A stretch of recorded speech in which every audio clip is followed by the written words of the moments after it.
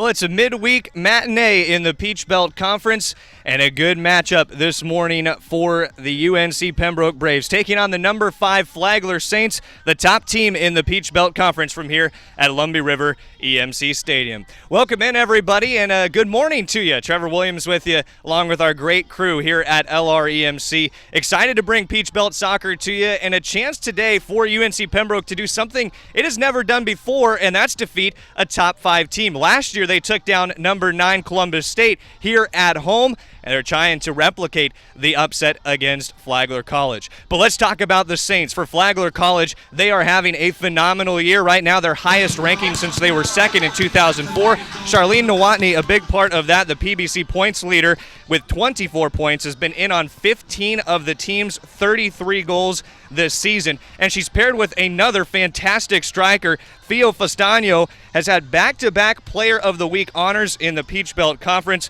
along with 4 straight scoring matches, 6 goals over that span for Fastano. But they have a tough test on the other side. The UNC Pembroke Braves playing very well right now, up to 4-1 in the Peach Belt Conference and trying to carve out another big win. And a huge part of that for the Braves is their leading goalkeeper, the conference's leading goalkeeper, Gina Ryan. PBC Goalkeeper of the Week. Has a twin sister on the back line with her numbers. It's like she has a twin with her in net. 299 consecutive minutes without a goal allowed right now for Gina Ryan. Fewest goals allowed average in the conference at .55 and the lowest goal total against with 5. It's going to be a fantastic morning for soccer here in Pembroke, North Carolina. A little hazy, a little humid, but the Braves and the Saints are coming right up here on the UNCP Sports Network.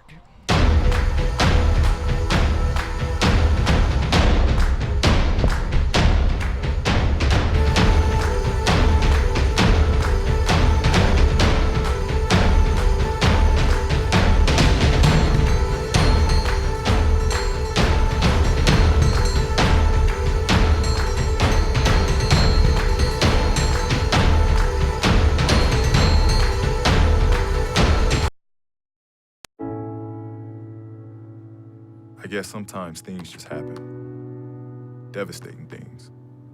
Your whole world changes in an instant.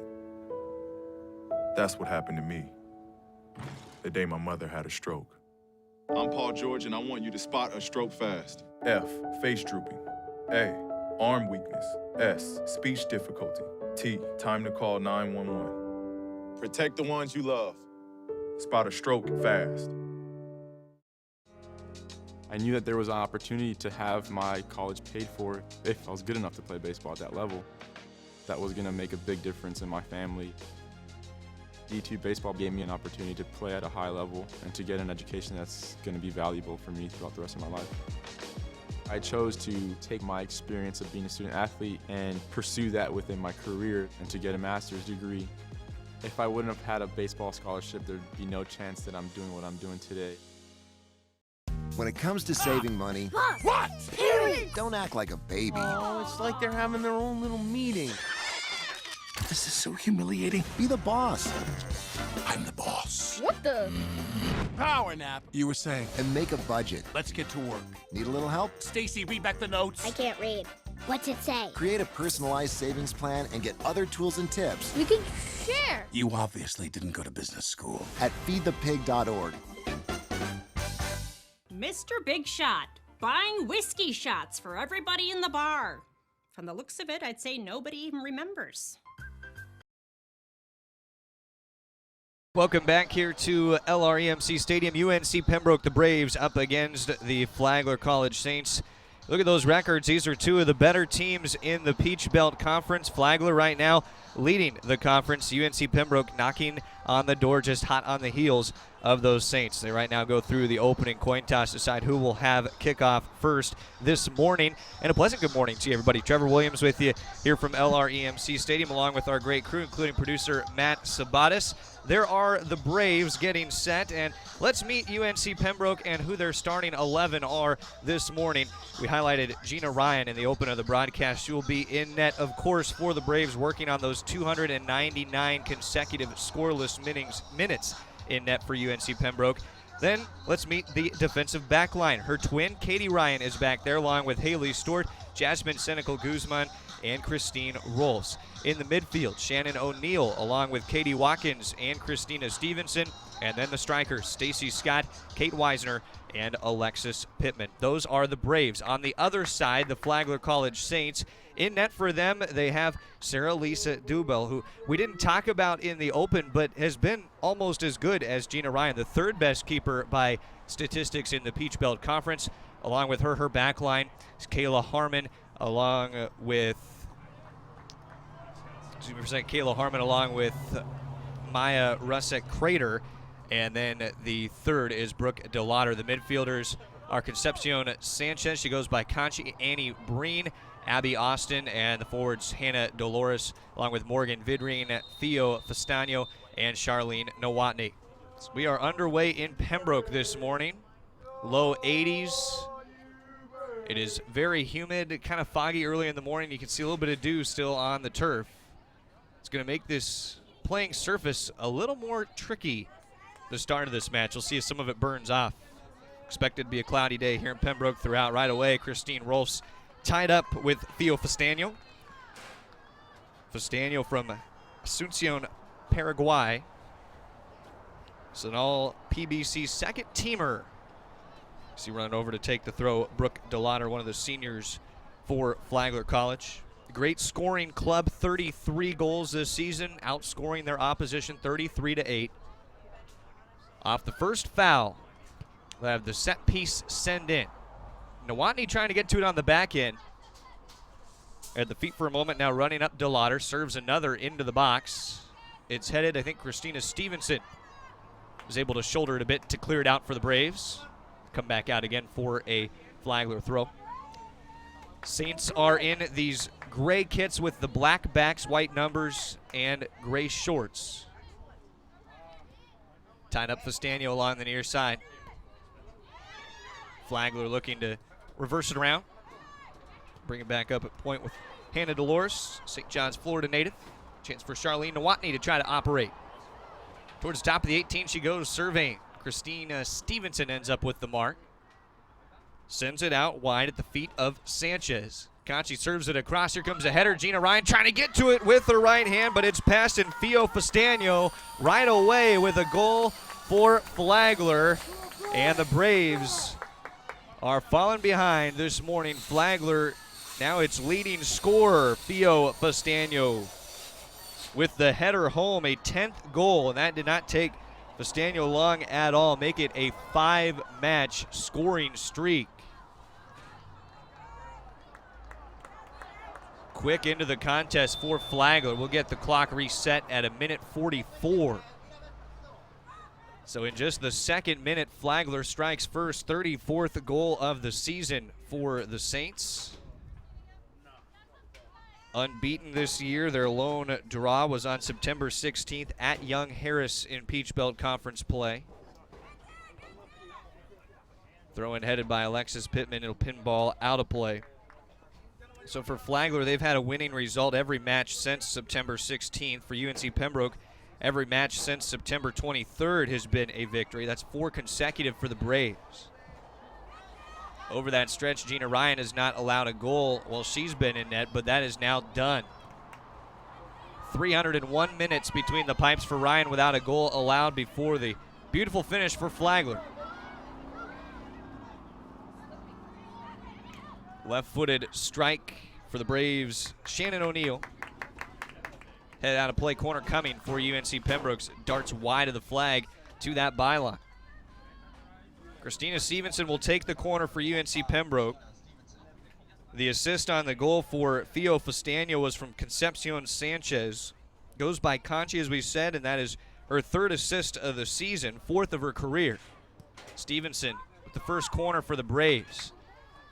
Down at the feet of Katie Ryan, back to Stevenson. Again, trying to get a cross in. It's on the ground. Spills free in the box. O'Neill trying to step up to it. Gets through one. Fires a shot. Blocks off of the defenders, and then Katie Ryan misses wide. Sarah Lisa Dubel doesn't have to make a physical save there, but 2 shots right there at Flagler. The first good looks for UNC Pembroke. There is Dubel from Braunfels, Germany. 6'1" goalkeeper, towers over the Braves' Gina Ryan, who's at just 5'7", and that might be a friendly listing on the roster for UNC Pembroke. 4th minute action right now. Flagler's first goal in the 2nd minute for Theo Fastania. Our officials this morning as well. There you see the head referee at LREMC Stadium. Oh, those official names along for you in just a moment.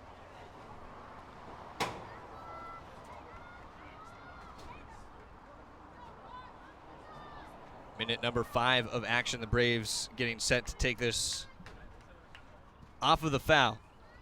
The service into the box, headed up high by Annie Breen, junior from Jefferson, Maryland. Room for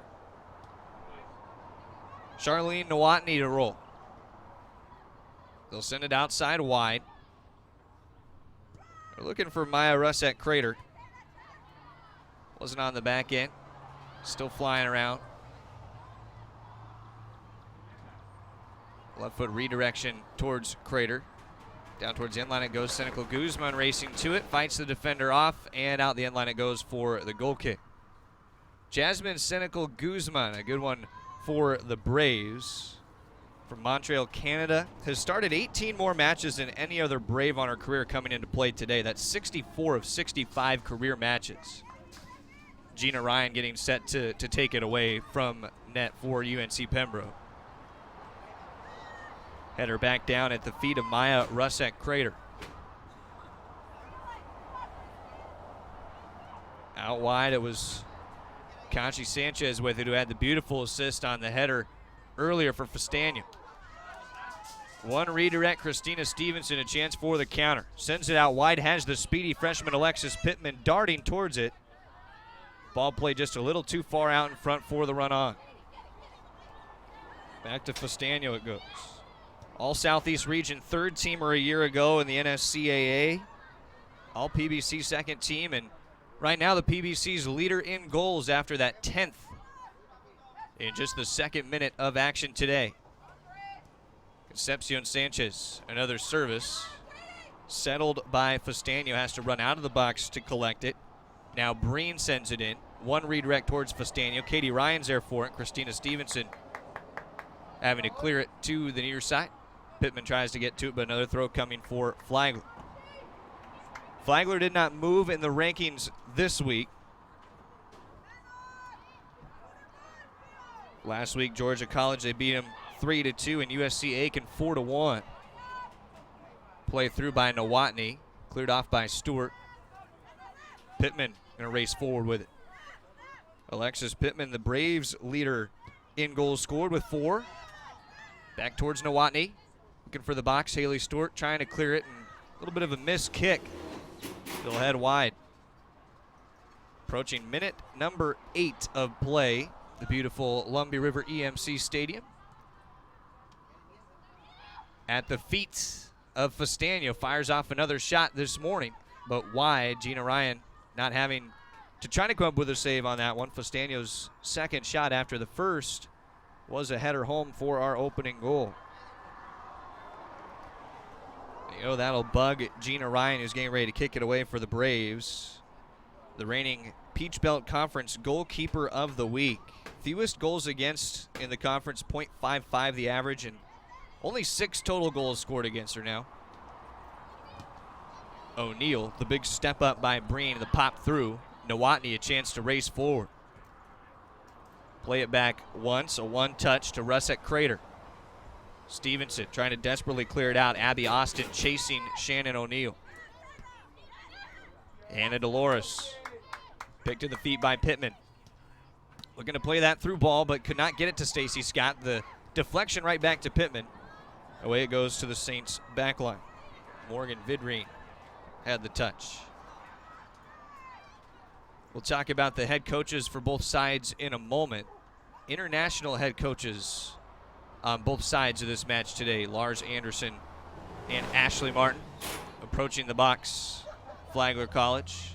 Braves trying to clear it off. O'Neal hits the deck, locked up with Breen. No whistle from the officials. Breen tries a shot from deep distance. It caught a piece of Christina Stevens. Stacy Scott trying to roll with it outside. Had the outside runner Weisner, but it's cut off by Brooke DeLauder.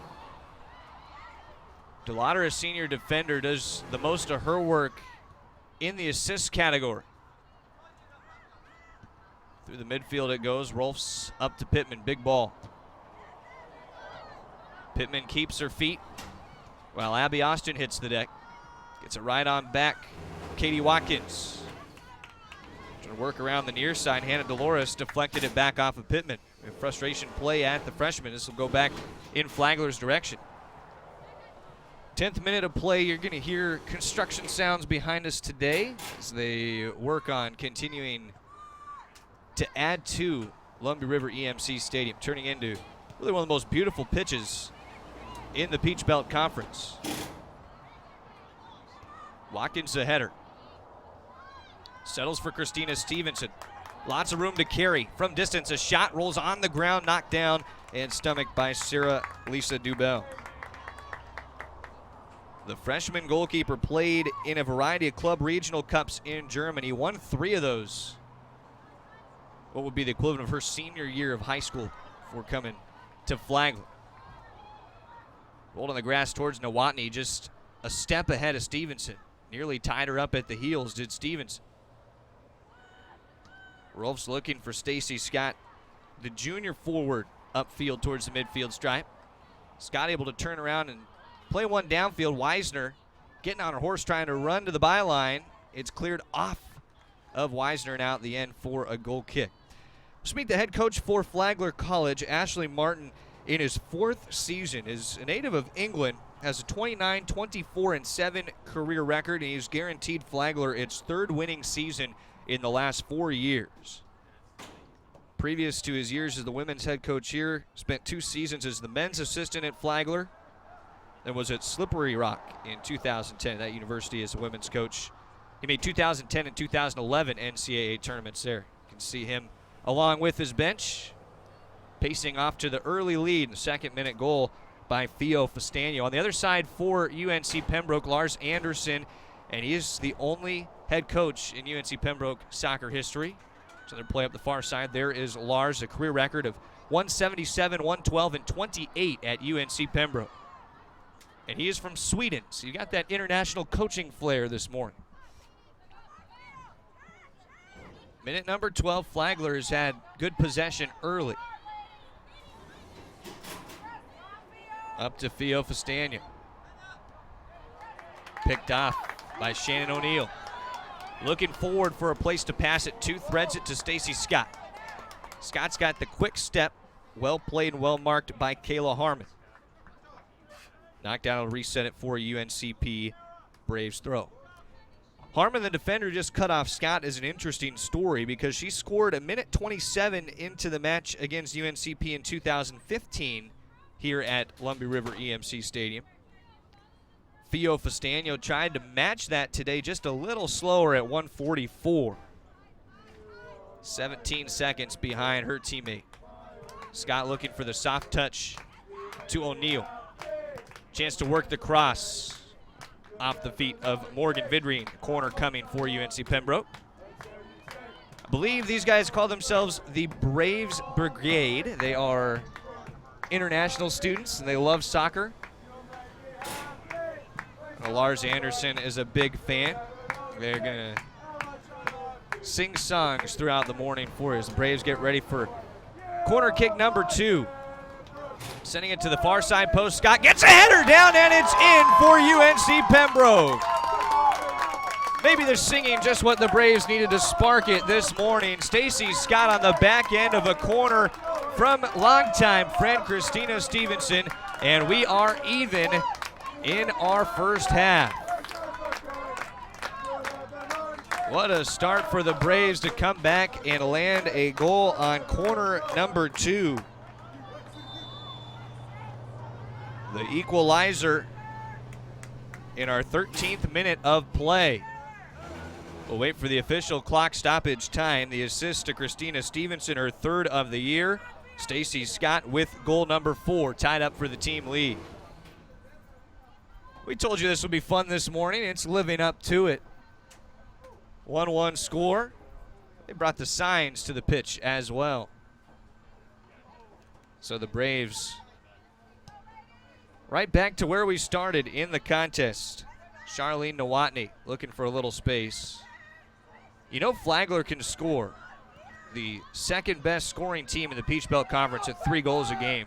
Nowotny trying to get an add-on to the total. Deflected off of Katie Ryan. A corner kick coming for Flagler. The interesting thing for Flagler is now the Braves have hit a corner on their last try, 2 corners today. This will be the first corner kick for Flagler. But they have not scored on a corner this season. This is corner kick number 58. Charlene Nowotny taking it. Sends the arching lob in. Stacy Scott wins it free of Hannah Dolores for a moment. Look at Scott run. Trying to pace the field, brings it back near side for O'Neal. Trying to run into it, gets there first.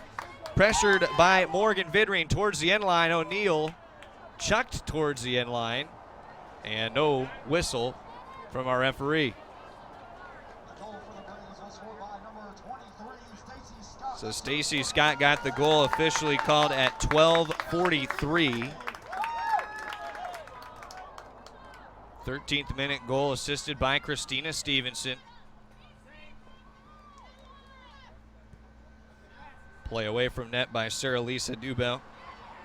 3rd best winning percentage in the NCAA for Flagler College. Highest ranking since 2004. They're trying to defend it on the road. A place where they have had success against UNC Pembroke, actually, playing here at LREMC, formerly Varsity Grounds. Braves at home all time are just 1-2-1 against Flagler, despite holding a 4-3-1 advantage in the all-time series.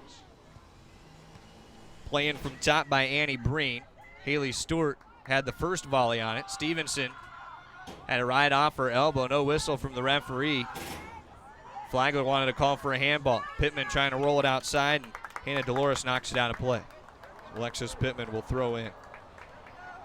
If you were doing the math on that record at home, that does mean the Braves are 3-1 when they play in St. Augustine. They like going down to Florida, except a season ago when they lost 3-1 in St. Augustine. Stacy Scott had the only goal a year ago against Flagler, has the first goal for the Braves today. The equalizer in the 13th minute. We are now into minute 16 of play. Free kick coming for the Braves off the foul. Will be taken by Katie Ryan.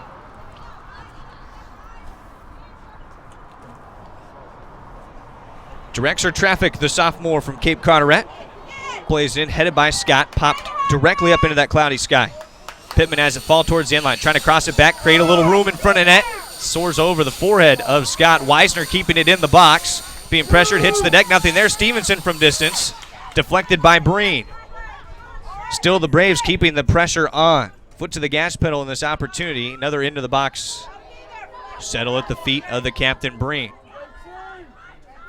Out she comes carrying forward. Looking for the long run towards Fio Fastania. Chance for the Braves to counter.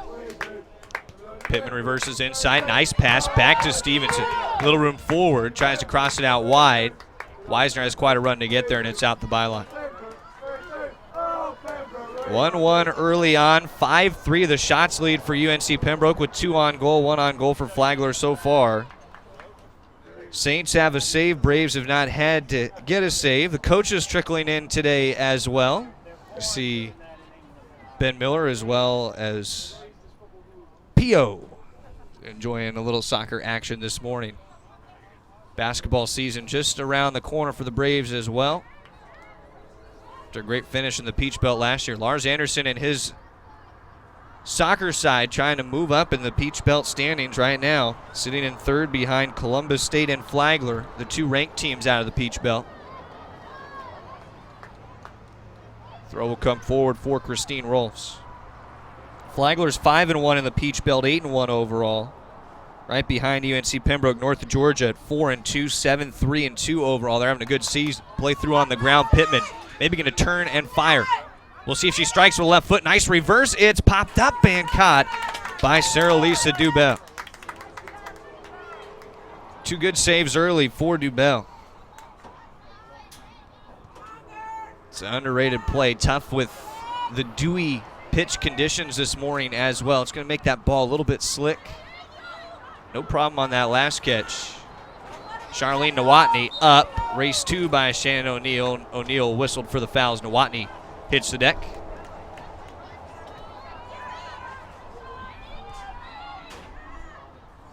Back through the midfield it goes with Breen and outside. Flagler trying to regroup, had the early goal. Now the Braves seem to have settled in a little bit more, maybe waking up a little this morning. Both teams, the early start. Flagler traveled in a day early for this match, of course. That would have been a bear of a trip to try to make from St. Augustine to Pembroke overnight to play a morning match. So they got to have their sleep here locally before getting up for their warm-ups. A turnaround, but one step too many. Jasmine Senecal Guzman able to take it away from Mariah Russick Crater. One tap back towards Guzman, still trying to race to her own ball, far side. Slightly deflected it high. O'Neill is chasing Conchi Sanchez. Sanchez from Spain. Stevenson clears it out. Fastaño scored early, is from Asuncion, Paraguay. And we have 2 subs for Flagler already. Far side of the pitch, it would appear that Katie Reed and Maria Castrino Mojica are the new additions. Reed from Indy Atlantic, Florida, and Castrino Mojica from Asuncion, Paraguay as well. Just like Theo Fastaño. Play through the field, a little step outside by Christina Stevens. Long ball down the pitch, back into Flagler's defensive half, where the Saints can control. Braves have never taken down a top 5 opponent. They nearly had a shot last year. Columbus State, before the Cougars came in, were number 1 in the nation. Then they fell, came into Pembroke, were number 9. That's when the Braves surprised them. Part of their big run in the Peach Belt a year ago. But they were likely shorted in many people's eyes in the NCAA tournament, the Braves. Teams behind them in the conference standings got the chance. UNC Pembroke did not. Up pitch to Castrino Mojica. Side to side with Rolfs. Pretty play to get it around towards the end line. Mojica just deflecting off of Rolfs for the corner kick. Minute number 22. We'll have another substitution. Flagler to add MC Bell to the mix, a Charleston, South Carolina native.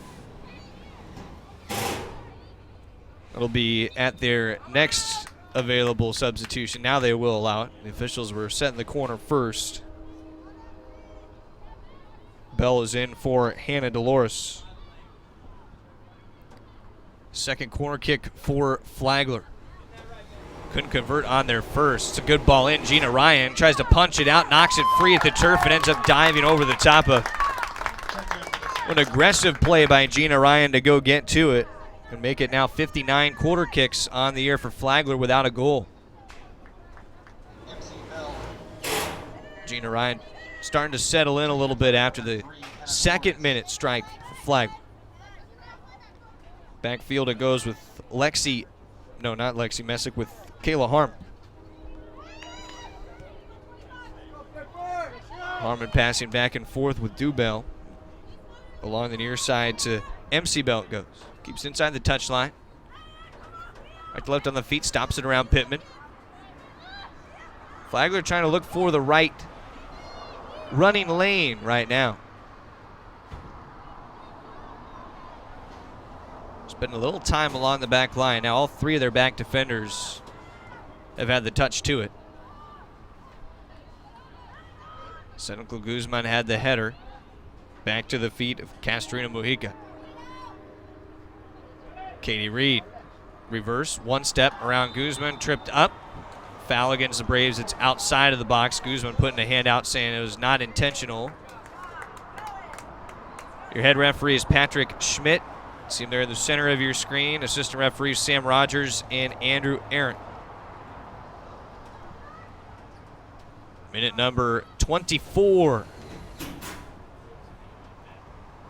Outside the corner of the 18, Charlene Nowotny with it. 9 goals, 6 assists this year. Has been in on 15 of 34 goals for Flagler. It went Conchi Sanchez to Theo Fastano in the second minute. Out of that corner of the 18, Nowotny serves it up. Header high towards the post. Gina Ryan puts a paw up against the top of the piping, middle land at the top of the net. No conversion on the back end of the free kick for Flagler College. Flagler on a 6-match win streak. Gina Ryan and the Braves, 4 consecutive matches. And Ryan is going to kick it away from goal, starting a new scoreless streak after it was broken at 301 minutes early today. Fastano, who broke that streak, in the box, off of Guzman. Fastano hits the deck. Guzman keeps her feet, and it's off the side of Abby Austin. Forward with it, the Braves.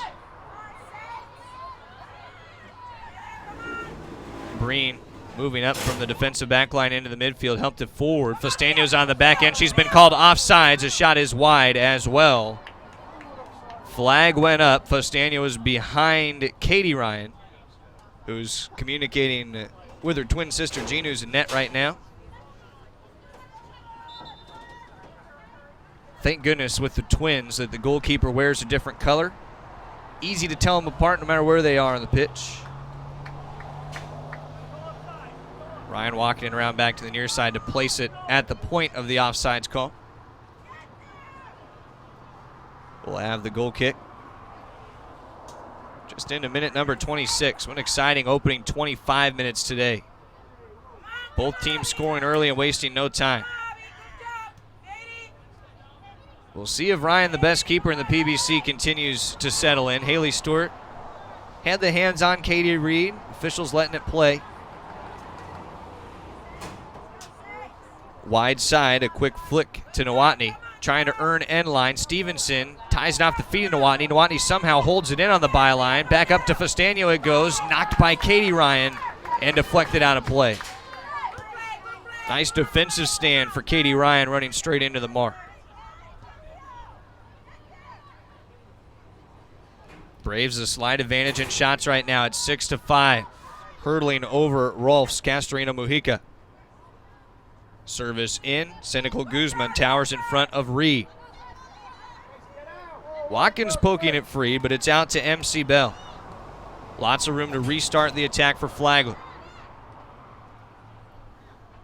And they'll work it back. Flagler has more of the 3-3-4 look formationally. 3 defenders, 3 midfielders, 4 strikers. Like to put the pressure up at the top. A deflection through and caught off a couple bounces by Gina Ryan. Will dive out to her right side. Braves have a sub waiting across the way. Carly Rochelle from Maple Hill, North Carolina. Halfway through minute number 27. It'll be UNC Pembroke's first substitution when it comes. From distance, the shot at Ryan from Katie Reed. Slung back out from Gina to Katie. Katie tried to work forward to Stacy Scott. A little rain starting at LREMC Stadium. Humid as well today, but temperatures working into the low 80s throughout the match. Rain might feel good for the players, but is going to add to the slickness of the playing surface already. Katie Ryan shoulder to shoulder again with Theo Fastano. Was just able to work it away from her sister Gina as the rain intensifies towards Pittman at the box. That just gets the Braves brigade more excited. All that rain, they start singing. This probably won't last long, but this flurry right in the middle of the half could make conditions awfully messy at LREMC Stadium. No wind hardly at all. Back to Sarah Lisa Dubell it goes. Likely going to slow down the pitch conditions. Players have to work a little bit harder to keep their feet. Breen carrying on forward. Sees a friendly to the middle, Abby Austin. Right back to Charlene Nowotny. One step around Stevenson. Top of the 18. Shot at Ryan, and she catches it low. Scoops it right on up. Would appear there's a chance that the rain showers stick around for a little bit. They shouldn't be of this intensity, you wouldn't think, today. Both benches, I can tell you, are happy that the new bench areas are so nicely covered, and our broadcast area staying dry as well, as long as the rain stays straight up and down. On the right side, Maria Castorina Mujica trying to play it back middle. Nowotny caught up at the feet of Haley Stewart. Officials do not whistle that. They said it was unintentional for Stewart, who's playing to the ball first. Couple substitutions for UNC Pembroke. One thing with the rain, we're going to be down to a single camera for a moment. Riley Searing and Carly Rochelle are the next additions for UNC Pembroke.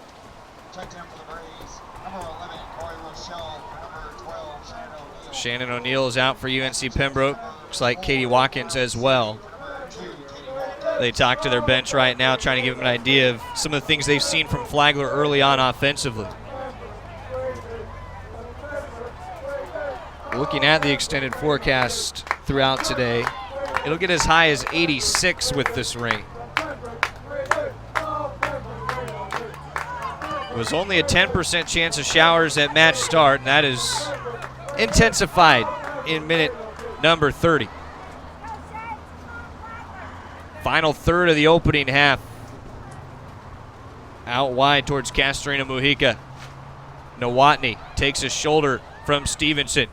One step left, a shot from Annie Habib. And knocked wide to Gina Ryan. Scoops it off the wet grass before it hits the byline. Annie Habib checked in while Carly Rochelle and Riley Searing did. Salisbury, North Carolina native. Holds her high school's records in career and single season goals and assists. Alexis Pittman with the run. Step inside on the run. Continues to carry. Trying to work it back outside one more time, and Morgan Vidrine clears it wide. If you're just joining us, second minute goal for Flagler by Fio Fastano. And then Stacy Scott in minute number 13, a header on a corner. Scott steps around, plays it middle of the box, cleared in between the 18. Losing her feet upfield, Jasmine Senecal Guzman trying to get back. That's that slippery surface coming into play. Katie Ryan rushes in. And the physical play to clear it from Katie Ree. Towards the corner it goes. Christine Rolfs cannot keep it to the end line. A corner kick coming for Flagler. Third corner of the match for the Saints. Depending on how the rain goes throughout this contest into the half, we might be able to get a second camera back for you in the second half, but we'll wait and see how conditions go.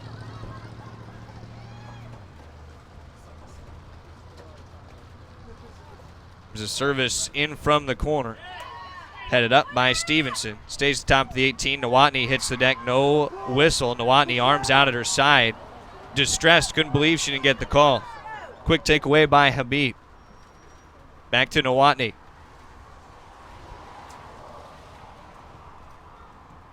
Now to the widest reaches with Castorina Mujica. Pittman. A little room to try to get to it from Rolfs. But just wide out that sideline stripe. Head coach Ashley Martin drawing off the ball before the throw-in by Brooke DeLauder. DeLauder is the assist mastermind, has 3 career assists against UNC Pembroke. 2 in 2014 and 1 in 2015. Did not get in on the 3 goals a year ago. Pittman trying to outrace Vidrine to the outer reaches of the box.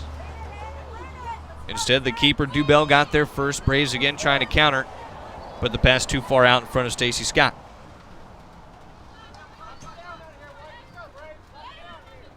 First half of play, 12 minutes left before the break. These two teams have battled like the conference's top three should. Flagler, the all-time program winning percentage, below 500 coming into the year, but they have been phenomenal. Advantage has been called for Flagler, but they kept possession. It'll be wiped free and down towards the near side with Theo Fastano, but a little too wide. Head referee gave advantage on that play to Flagler. Originally, they were tripped up top. Continue to try to turn that to the outside now. Nowotny stepping right, then left on Stevenson. To Habib, marked by Searing.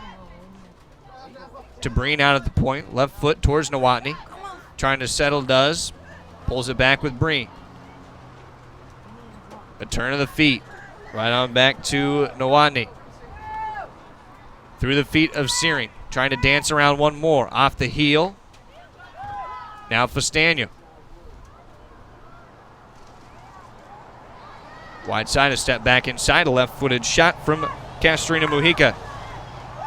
On line, but a slow roller at Gina Ryan. The nice save for the Braves. Approaching 10 minutes remaining in the half. Shots back in Flagler's court at 9-6. 3 saves for Gina Ryan, 2 for Sarah Lisa Dubé. Pittman stops it under the cleats. Towards the end line, Braves are flagged offsides. Carly Rochelle too far behind the back line defenders.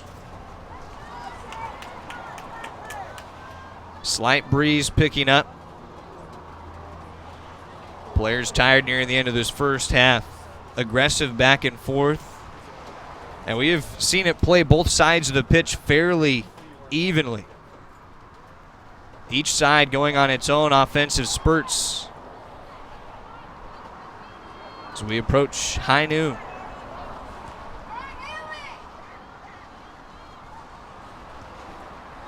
Rochelle trying to back away from Brooke DeLauder.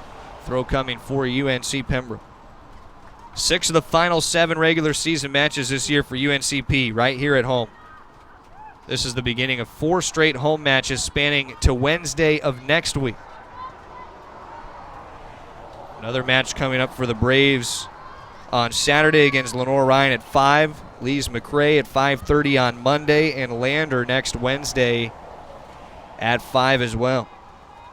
Lenore Ryan, Lees McRae, not Peach Belt Conference games for the Braves, but they will be important non-conference matches. Weisner looking for Scott with a right foot, stops it down, tries to dance around one, the 18 left-footed shot, and a one-hopper. Stopped by Dubell. Scott earning her second shot of the match. Both she and Christina Stevenson with 2 shots. Stevenson the assist on Scott's 13th minute goal. Shot leader right now, Theo Fastano for Flagler with 3, then 2 for Annie Breen. And 1 each for Charlene Nowotny, as Fastano for a moment keeps it on the end line. Ryan was trying to call it out. Ryan now collides with her own defender. It's knocked out of play. Riley Searing had the foot on it and looks to be okay. Ran right in to Katie Ryan. Fastano kind of screened the 2 Braves in that spot. We were saying along with Charlene Nowotny, those other shots for Annie Habib, Katie Reed, and Maria Castorino Mujica, who will take this corner kick. Another for Flagler. Gina Ryan punches it above the shoulder of Fastano. Another high service into the box. Flagler wanted to land a header. Did not. Both teams with header goals so far. Weisner racing with Vidring. Vidring kept it in, and then it was lost at the feet of Brooke DeLauder on the far side. Nearly the exact play Flagler was looking for in that spot after the nice turnaround by Vidring to start the counter. Christine Rolfs throws in for UNC Pembroke. Pittman full volley with the right foot to turn it towards the box. The clearance out high. Katie Ryan has a chance to keep it in. Does so at the feet of Stacy Scott. Turning wide, square pass. Rochelle keeps it grass level, but again, that back line stands tall for Flagler. Kayla Harmon. A little handsy for Rochelle. She is whistled for it. Pulled down on the back of Brooke DeLauder. Turns it in Flagler's direction. 6 minutes remaining in our opening half. No goals since the 13th minute. We go to the 40th. Wanting to push the tempo a little bit, Ashley Martin. Played at Flagler when he was in St. Augustine as well. Graduated in 2007. Some more tight play, far side touchline. Rochelle tripped up before that could be whistled. It was a throw instead. Knocked out a play by Brooke DeLauder. There's going to be no whistle on that anyways. It wasn't a nasty trip up for Rochelle. Just kind of had to hop over DeLauder. Another substitution waiting across the way for Flagler.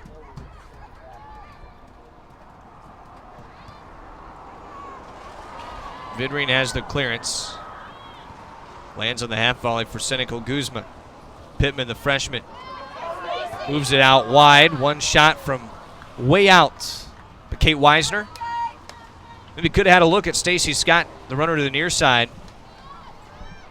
Playing the conditions, though, Weisner wanted to try to challenge Sarah-Lisa Dubell with the wet ball and turf. Weisner, a senior striker from Hilton Head, has 3 goals this year. No assists on now shot number 25 of her season. Braves leader coming in shots with Stacy Scott with 30. Has 32 now, including her goal earlier in the 13th minute. Under 5 left in the half. Quick give and go back towards Pittman. Off Vidrine and back off of Pittman for the Flagler throw. Gives the Saints a chance for the substitution. Addie Foster is in for Charlene Nowotny. Nowotny, a busy opening half, will finally get a breather. Playing 41 minutes in the opening half. We'll play on with the kick coming for Flagler near midfield. The whistle against UNC Pembroke. Shots almost dead even, saves almost the same. Flagler with one more shot and save than the Braves at 9 shots and 4 saves. Goals all square up on the board. Katie Ryan steps in front, robs Fio Festano. Ryan carrying on, has Stacy Scott out to her right. Will find the junior there. Striker hustled by defenders. Fio Festano recovering to deflect it high and out of play. Throw coming for UNC Pembroke. In fouls, it's 5 against UNCP, 2 against Flagler. 4 corner kicks for the Saints and 2 for the Braves. Their throw will come from Katie Ryan. One hop settled by Pittman. She's inside the 18. Turning end line. The tackle and deflection out by Harmon. Corner kick coming for the Braves. Their 3rd. From the same spot where they set up goal number 1 of the day. Christina Stevenson found Stacy Scott on the backside post. Just whittled it inside the post at Scott. It was her 2nd connection on a corner kick goal this year. Stevenson ready to serve another. Does so far side post. Was looking for Scott. Headed off by Habib. Rolfs from way out wide of the net. It's going to keep the pressure going for the Braves. 2 minutes, 10 seconds left in the half.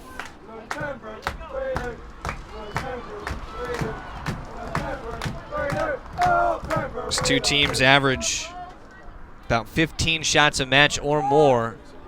They have lived up to that and then some. On pace, the Braves to be at 16 shots at night's end and 18 shots right now, the pace for Flagler.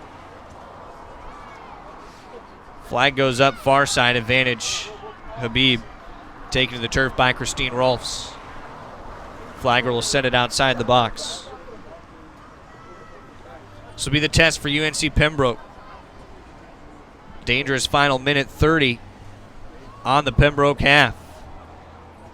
Comes the cross in, headed off the post. Now a second try by Fustano and just wide. The first header from Katie Reed, and Fio Fustano just missing. And that is a blessing for UNC Pembroke. Fustano does not miss much.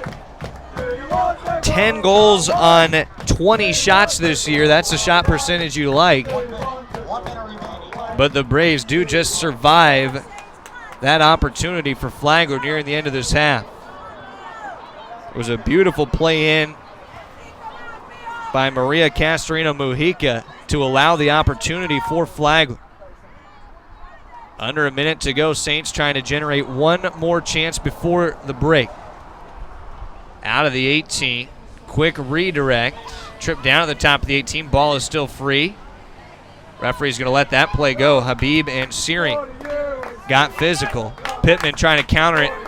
Towards the end line she goes in a race with the keeper and cleared out wide by Sarah Lisa Dubell. That could have been dangerous if the Braves had anybody back in the middle of the field. Only 15 seconds remaining in the half.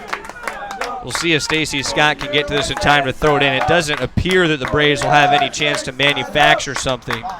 So that will take us to the end of our first half of play. And what a matchup we have had at Lumbee River EMC Stadium so far this morning. It will turn to afternoon with the score all even at 1.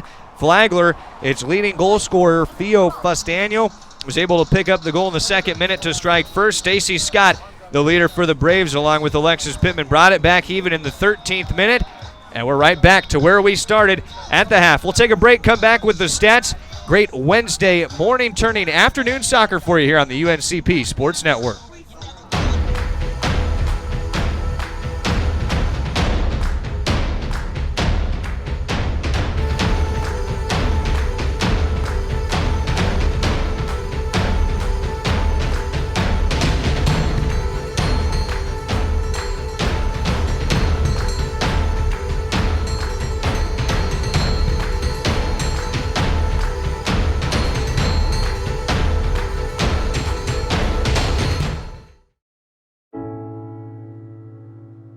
I guess sometimes things just happen. Devastating things.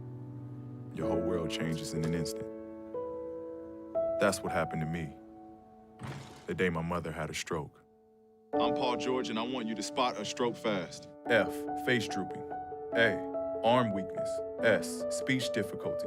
T, time to call 911. Protect the ones you love. Spot a stroke fast. I knew that there was an opportunity to have my college paid for if I was good enough to play baseball at that level. That was going to make a big difference in my family. D2 baseball gave me an opportunity to play at a high level and to get an education that's going to be valuable for me throughout the rest of my life. I chose to take my experience of being a student athlete and pursue that within my career and to get a master's degree. If I wouldn't have had a baseball scholarship, there'd be no chance that I'm doing what I'm doing today. When it comes to saving money, What? Parents! don't act like a baby. Oh, it's like they're having their own little meeting. This is so humiliating. Be the boss I'm the boss. What the? Power nap. You were saying. and make a budget. Let's get to work. Need a little help? Stacy, read back the notes. I can't read.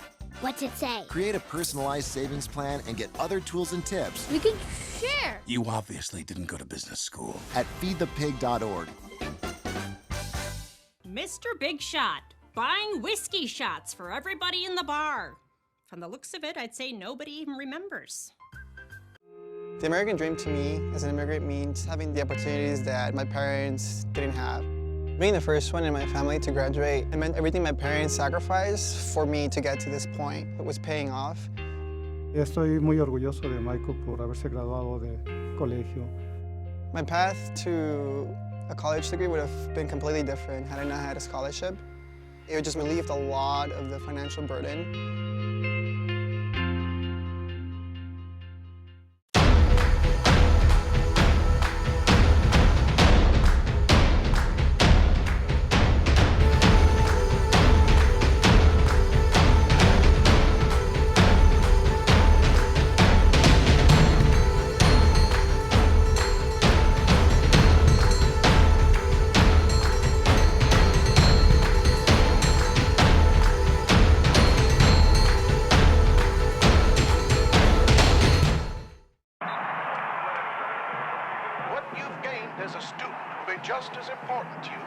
you did as a player. As long as you know that you made the effort to do the best of which you're capable, there's no failure. Success on 3. There are over 400,000 NCAA student athletes. And just about all of us will be going pro in something other than sports. At the half, all tied 1 aside, UNC Pembroke and number 5 Flagler. Great Wednesday morning action at Lumbee River EMC Stadium. Trevor Williams with you, our producer Matt Sabatis. And what an entertaining opening half of play we had. You look at UNC Pembroke, they're happy to be where they're at after they really settled in, considering the way things started. A second-minute rattler, Fio Fastano, able to pick up her 18th career goal on the back end of a service in a header home from Conchi Sanchez. 4th career assist for Sanchez. And a big play early on for Flagler to be able to come up with that. The Braves answered finally in the 13th minute. It was Christina Stevenson serving up across for Stacy Scott on a corner kick. 16th career goal for Scott, her 4th of the season. Draws even with Alexis Pittman for the UNC Pembroke team lead. It was the 5th career assist for Christina Stevenson. 3 of those 5 assists here in Stevenson's redshirt sophomore season. That's how we got the goals in half number 1 of play. Braves regrouping, getting set for the second half. We'll take another timeout. We'll come back and give you the full stat lines from period number 1, and then we'll get you set for the second stanza after this here on the UNCP Sports Network. Oh! Checking your fantasy league? Nah, just my 401k statement. Nice. Where'd you find the money for that? I just been saving a little every month. I can't seem to save anything. Well, what about all this? What about the money you're spending? What money? It's gone before I can get my hands on it. I got a pizza for a Todd. Hey, can somebody spot me? When it comes to financial stability, don't get left behind. It's 547. Get tools and tips for saving at feedthepig.org. We often get the question, where does the money go? More than 90% of NCAA revenue supports 89 championships and more than 1,100 member schools that give $2.7 billion in scholarships each year. Look around you. There are more than 450,000 student athletes competing every year, succeeding on the field, in the classroom, and in life. Bottom line, we put our money where our mission is.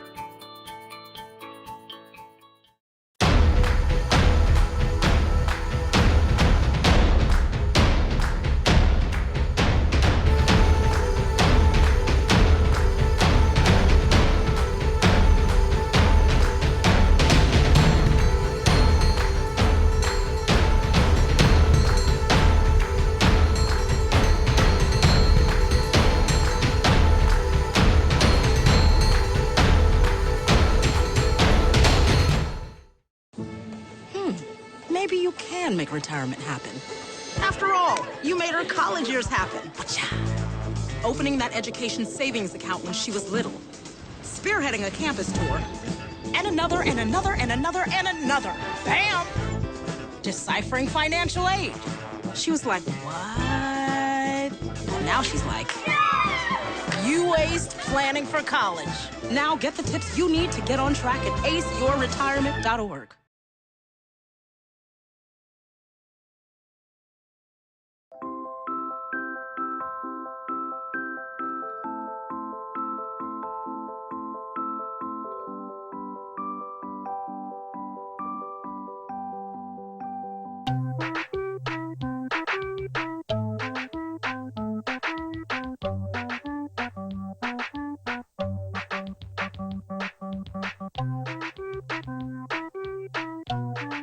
Start a story. Adopt at theshelterpetproject.org.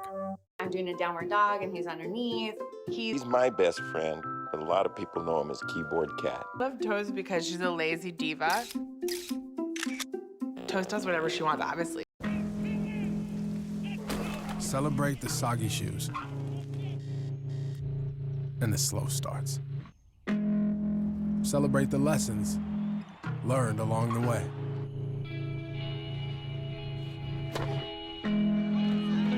These are the wins. Not the shiny nail-biting kind. These are the last a lifetime kind. Welcome back to UNC Pembroke at the half. It is all tied. Flagler, the Saints against the UNCP Braves. Undefeated Flagler this year, and they're feeling the pressure at the half. You can see their coach and their Ashley Martin talking to their side, all evened up after the Braves started to gain a little bit of control towards the end of the period. They did avoid one really good shot for Flagler in the final minute of action, and a big part of that is Theo Fastano has a goal on 5 shots to lead Flagler.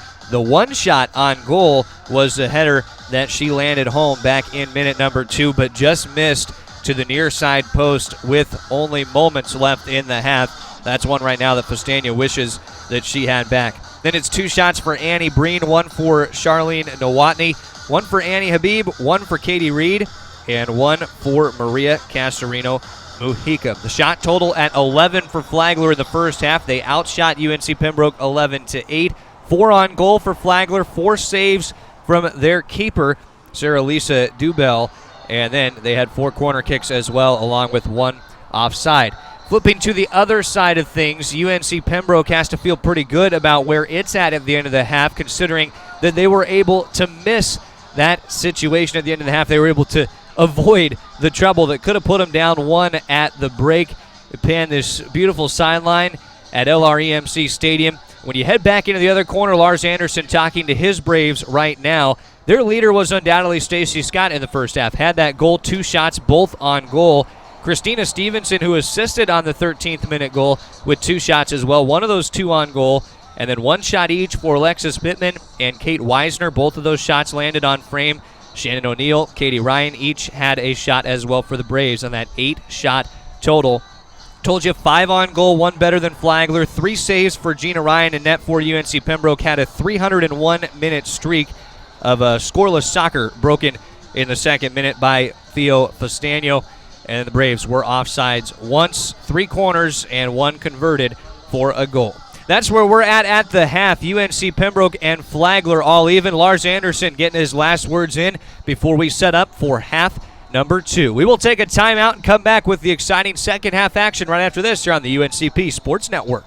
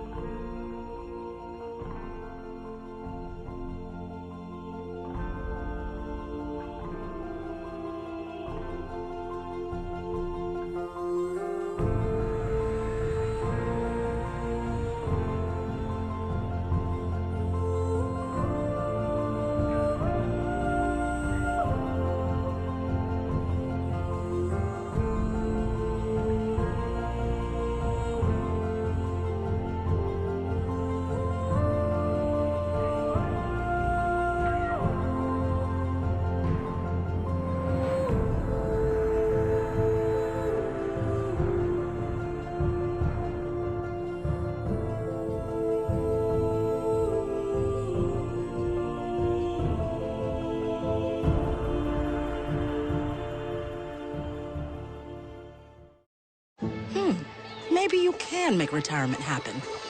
After all, you made this vacation happen. Double points with every purchase? Cleverly merging promotions. I love it. Cross-referencing travel sites. And booking all your flights with those... Vouchers. I got us bumped. They were like, oh. But now they're like... Aloha. You aced this vacation. Now get the tips you need to get on track at aceyourretirement.org.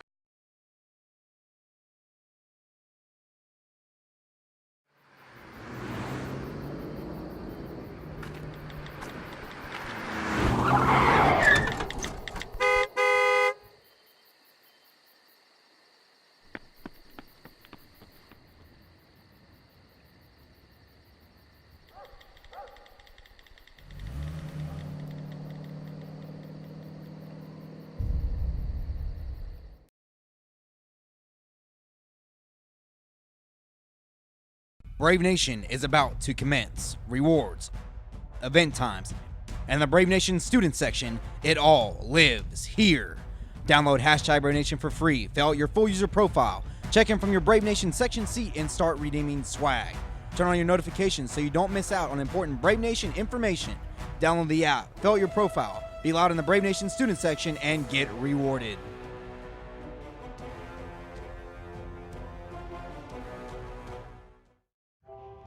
Most of my family, they never graduated high school or even let alone go to college, so I'm trying to break that barrier. My daughter Brooklyn was also a motivation for me to go back to school. It's been so amazing to be able to give our child the life that we kind of pictured us having, even though we didn't really have that. I've been in foster care my whole life. He's so strong to just be able to leave that all behind and still be able to take care of his daughter and be a good husband. Every day after work, went straight to school, studied hard, and it paid off. I could not have done it alone. We've been through so much in our life, and he never used that as an excuse, but as motivation to do better. I see the future is really bright for me. The high school diploma is just added to the confidence, and now I feel unstoppable. Find free adult education classes near you at finishyourdiploma.org.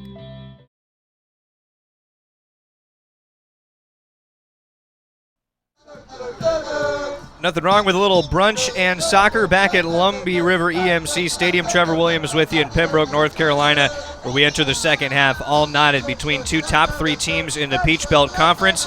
UNC Pembroke looking for a go-ahead in half number 2, trying to pull off a victory against the highest-ranked opponent for the Braves. If they were able to win today, it would be their best victory by rankings standards. Number 5 Saints here in town against the Braves. They're resetting the sides for half number 2 for UNC Pembroke. Up front, the forwards, those strikers are Carly Rochelle, along with Stacy Scott and Alexis Pittman. That's left to right as the Braves will attack on the pitch. In the midfield, Shannon O'Neill along with Christina Stevenson and Katie Watkins. The defensive back line is Christine Rolfs with Jasmine Cynical Guzman, Haley Stewart, and Katie Ryan. Braves will have the ball first. Up top for Flagler right away, Maria Castrina Mujica and Katie Reed. We'll get to the midfield in a moment. The Braves quickly play it to the back line. Back in right away, Charlene Nowotny, of course, Fio Fastano, who had the goal in the first half. They're going to be two of the leading strikers. Nowotny trying to help carry it on through the midfield. The back line, 3 strong right now. Brooke DeLauder, Kayla Harmon, and Morgan Vidring. Back to the 3 that started along that defensive back line. Stacy Scott gets behind Vidring, tries to play it middle. Back end try would have been for Rochelle. Brooke DeLauder had the clear out of the box.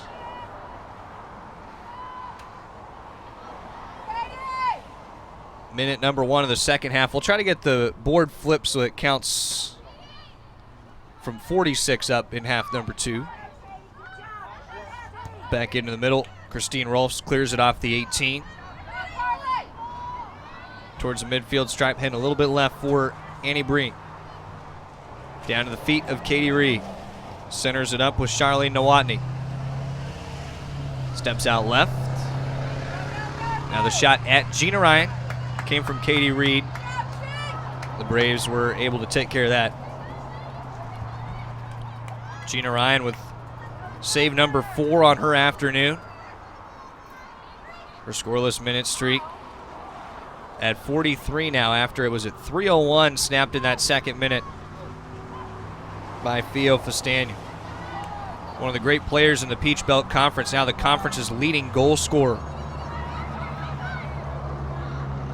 Christina Stevenson looking down the near side for Carly Rochelle. Did not have the opportunity there. Flagler's lone draw, as we said, September 16th, came after 4 straight wins to open the year. They're winners of their last 6 consecutive and have scored 3 or more goals in their last 4 matches. Braves keeping that tally down. 3 goals a match right now, the average for Flagler. continue with the throws on the near side. 48th minute of action. Rolfs a step in. Bouncer towards the box. Pittman was trying to run to it. Header by Stevenson. Nearly took a kick from Nowotny.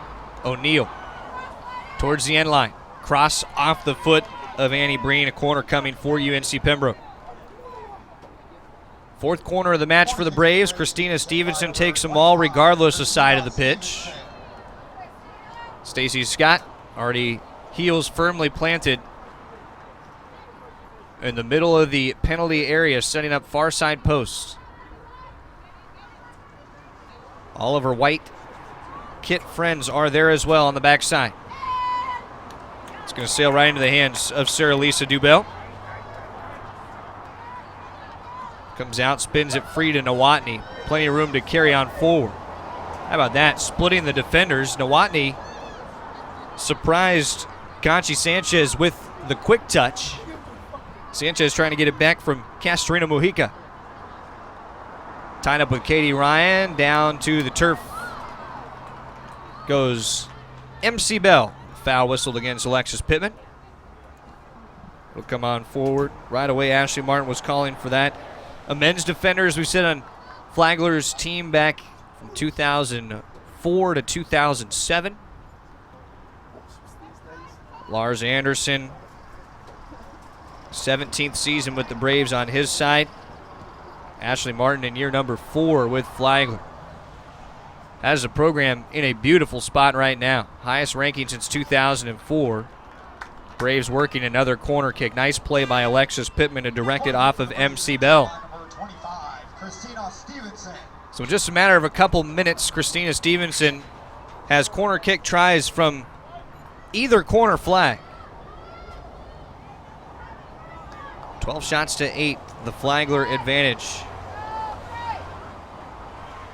Braves trying to land first shot of half number 2.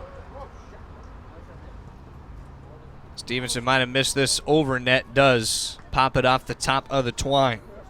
So no opportunity there for the Braves. We know UNC Pembroke will not get a shutout today. They have 6 shutouts in 10 games this year coming in. That's the 21st best shutout percentage in the NCAA. Flagler has had a great season from the keeper. You just saw Sarah Lisa Dubell send it away from net. 5 shutouts for Lisa Dubell this year. Throw coming from Brooke DeLauder, the Fleming Island, Florida native. Has those 3 career assists against UNC Pembroke. Hasn't had a chance to assist yet this match. Well, misplay on the try for a half volley by Jasmine Cynical Guzman. Here goes Nowotny. Is free 1v1 with Gina Ryan. Off the hand of Ryan, hits post and wide. Corner kick will be coming for Flagler, but again, the Braves just getting out of a hairy situation. Charlene Nowotny 1v1, and that's now misses by both Festano and Nowotny in the last 8 minutes of match time.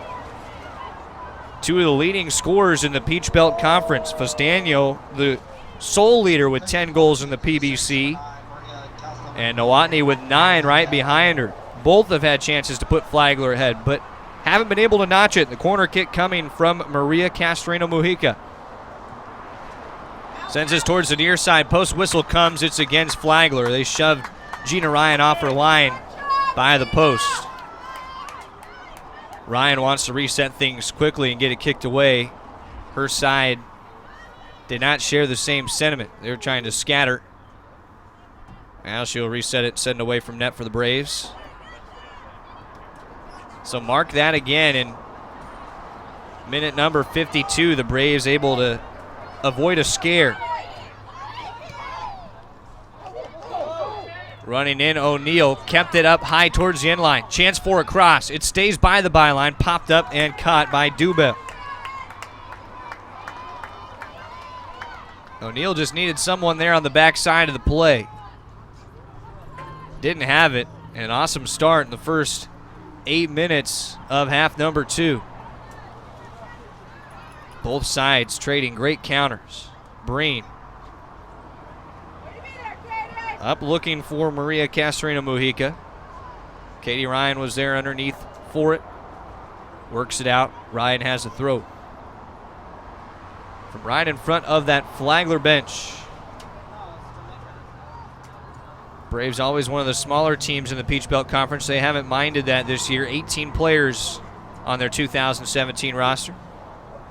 Another throw coming for UNC Pembroke upfield. You can see those NCAA tournament banners behind them, 08 and 2010, trying to add to that this year. On a roll now. 7-3, 4-1 in the Peach Belt, the Braves. Would be a big 5-1 if they can find the go-ahead in half number 2 and keep it. The volley deflects, nearly a chance for Rochelle to get to it. The hop instead controlled by Dubell, rolled out near side with DeLauder. Lots of room to carry forward for DeLauder. Flying on the neon cleats into the attacking third. Between the wickets of Rolfson, out of play. Throw coming for the Saints. We had the big rain squall with about 15 minutes left in the first half. It is settled down to just a calm mist at LREMC State. Players have been working against the wet field conditions. It was soggy at the start, some rain overnight, a little stormy overnight, and then it was questionable whether or not it would hold up. Just a 10% chance of rain coming in. That was broken in the 15th minute. The big cross headed by Castorina Mujica. Should make that Katie Reed. But eventually Gina Ryan was able to get to it. There is Ryan, reigning PBC goalkeeper of the week. Had 31 saves coming in. Was in the top 25 nationally in save percentage and goals against average. Trying to flip it with her side on the counter. Kayla Harmon along the back line. Worked it out. Pembroke throw coming. Christine Rolfs will come to take it so that they can reset the attackers. Carly Rochelle to work down into the corner with Stacy Scott. 10 minutes gone in the second half. Scott settles, crosses off her teammate Rochelle. Blasted it to the back of the Braves senior. Rolfs, great effort to hold it in. Bouncing towards the box, Pittman tries to strike it on the outside portion of her right foot. Just lost free to Flagler. Rolfs pokes it. Throw for Abby Austin. Sides haven't had to do a whole lot of feeling each other out in either half. It's been straight down to business on the attack. Saw Nowotny miss a shot that Gina Ryan will get credit for a save for. Deflected it off of the far side post, and Ryan and Sarah Lisa Dubell's already been challenged a couple times. Softer shots, though, for sure, for Dubell in half number 2. The defensive backline's done a nice job for the most part of keeping the pressure off. Only goal for the Braves on the corner so far. Nowotny looking for redemption. Center of the box, left foot, Jasmine Cynical Guzman able to step up and keep it from ever getting towards net. Will be a shot for Nowotny, but Guzman, the great play to work it to a Flagler throw. Along with Katie Watkins, Jasmine Cynical Guzman has 60-plus matches played in her career. This is number 66 for Jasmine Cynical Guzman. That's the most of any Braves player.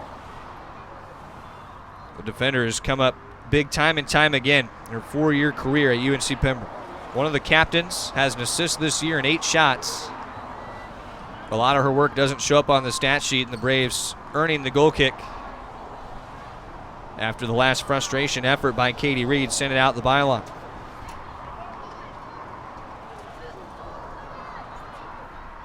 So Gina Ryan to reset it in the 57th minute. Kicking it from north to south, stepping up Nowotny, knocked it down by her left side. A little stutter step out for Sanchez towards the end line. Wants the cross. Gets the corner. Charlene Nowotny will take it. 1-1 the score in half number 2. 15 shots for Flagler. Corner kick number 6 for the Saints. Nowotny, 6 assists this year, leads all Saints. Teased up on the corner. Headed out straight on by Carly Rochelle. Again, Nowotny the send in. Gina Ryan, how about running between the strikers and making the catch, pressured by Abby Austin, but just forged her way right in between a couple Flagler forwards, picked it out of the sky. No fear for the sophomore. Pretty header flicked on forward by Rochelle. O'Neal trying to keep it up on a half volley, but lost it off the legs of Morgan Vidring. Clear by the Braves. Flagler again the throw. Hunt forward under these bleachers at LREMC Stadium. Brooke DeLauder. Long toss trying to split a couple Brave defenders. Headed for a moment by Castrino Mujica. Right away, Senecal Guzman clears. Fans have broken back into their song. Half number 2. The Braves Brigade just started singing right before the Stacy Scott header in half number 1. Interesting change by Katie Reed, trying to head the pass on the ground. O'Neal losing her footing, but kept it alive to Pittman. Up forward towards Scott. Is onside with a right foot. Blasted off of Dubell. Away it goes. Flagler gets it out of there. And Sarah Lisa Dubell from way out of her line came out to challenge Stacy Scott. Make sure that the Braves junior attacker didn't have a chance to get any closer to net. Scott already the 1 goal today and has a brace in 1 match this season. The deflection of Senecal Guzman's intended pass by Castrina Mujica starts the play for Flagler, but the missed pass taken away by Rolfs. Counter for the Braves. Into the middle for O'Neal, has Pittman wide, sends it out to the freshman. With speed to the end line. Touched by Bell, rolls out, and a corner for UNC Pembroke. 2 subs waiting at the table. Fio Festano, as well as Kate Weisner. The 2 number 10s getting their breather in the opening 15 minutes of half number 2. And maybe the top impact players for both of these teams now a chance to make their mark in the final 30 minutes of our half. Weisner might be that player for the Braves if she can get some room wide. Another substitution for Flagler as well. A late run on. Hannah Dolores working into the near side post. She came in for MC Bell. Corner in by Stevenson. Scott puts a header to it. The Braves called for pushing inside of the box. So they wouldn't have had a chance to land the go-ahead anyways, and that foul sends it back Flagler's direction.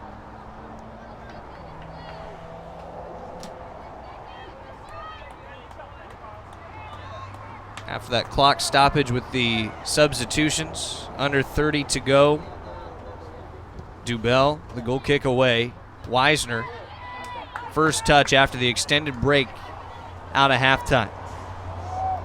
Both Anderson and Martin decided on their respective sides to give a couple of those strikers the 15-minute pause after the halftime to continue to catch their legs. And you'll be watching out right now for Fio Festano and Kate Weisner.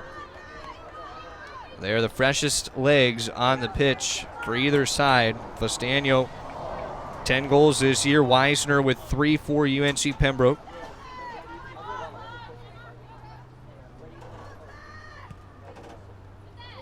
With this 4-match streak starting in 7 days, you bet the Braves would like to get a result in regulation. They would hate to start a 4-match in 7-day string with overtime.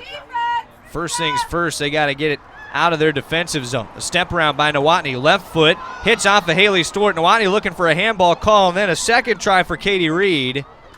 Wide towards the end line. Gina Ryan keeps it from going out off of a Brave. It would have been a corner coming for Flagler.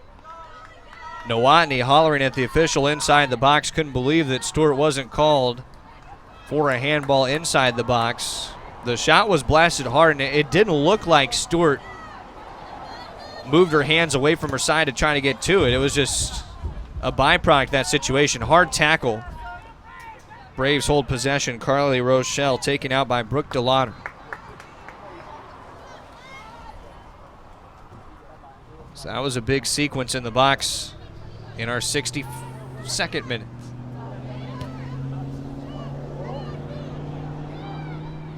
Pittman sees the square pass. Weisner, maybe one step on Breen, takes a right-footed shot too wide. Weisner hit the turf. A little slippage after that. Right there defensively. Brooke DeLauder's had an underrated night defensively.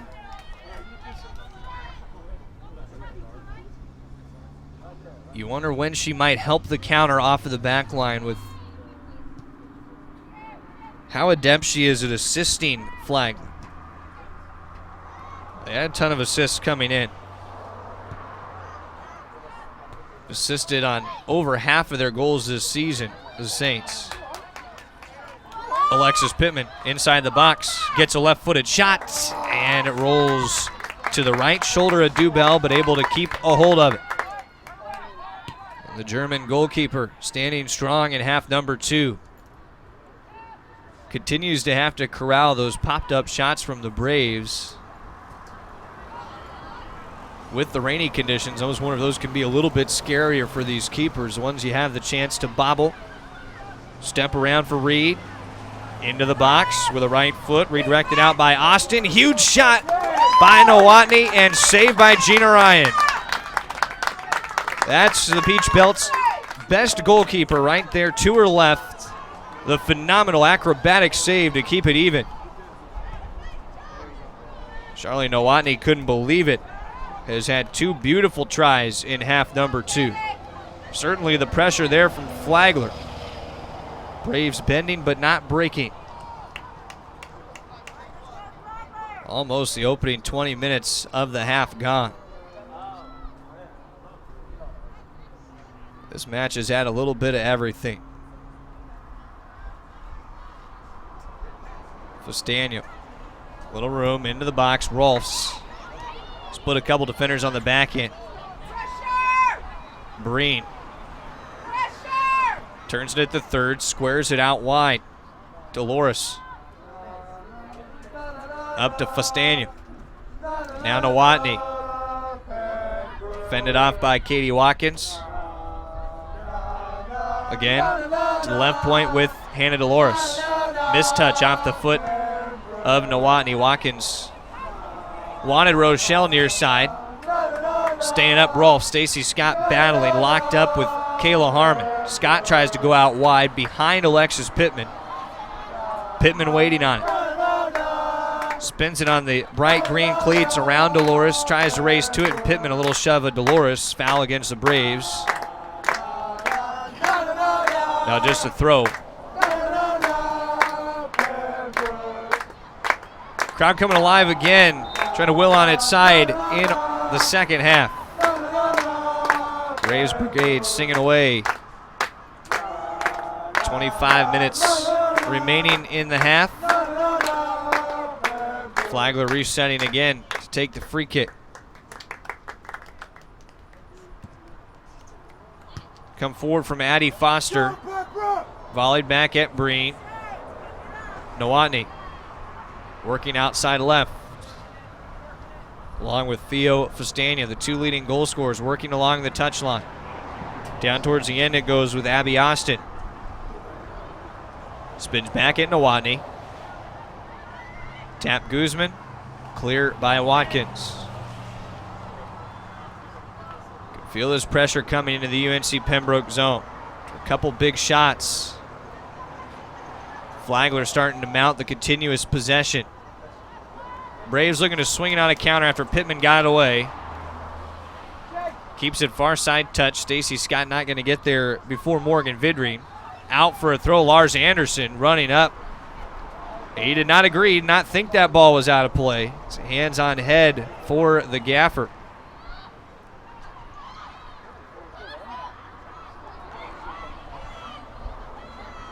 Austin. Square to Breen. Bouncing outside of Wisner. Down towards Rolfs, redirected in by Castrino Mujica with a right foot. The shot bending, wide far side post, trying to get to it. Fastano on the back end. Gina Ryan with a right paw, able to touch it just next to the backside post. Gina Ryan having a brilliant second half. Has faced a flurry of shots.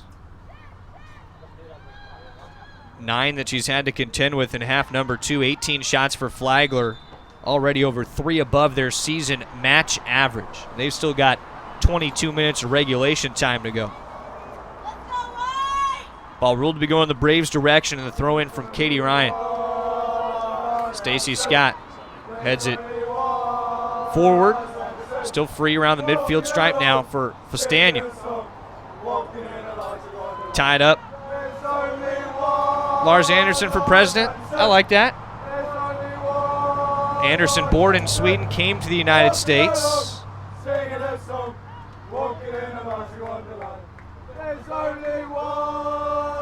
Charlene Nowotny slowing down the pace along the far side touchline. Didn't see any pass in that she liked. Back towards the box it goes with Christina playing it off of the 18 up towards Stacy. Stevenson to Scott on the pass. Now a light touch and a chance to run on for Alexis Pittman. Fought off by Hannah Dolores. Out of play it goes. Braves throw.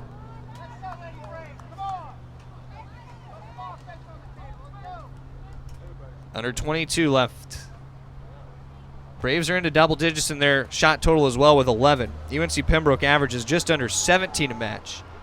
They went 20 plus in their last 2 home matches, did the Braves, against both Georgia College and Georgia Southwestern. Then 5-1 win at Converse and 1-0 at Francis Marion in a nail-biter. That trip to Florence a little tighter than the Braves would have liked, but the important part, they kept the winning results going.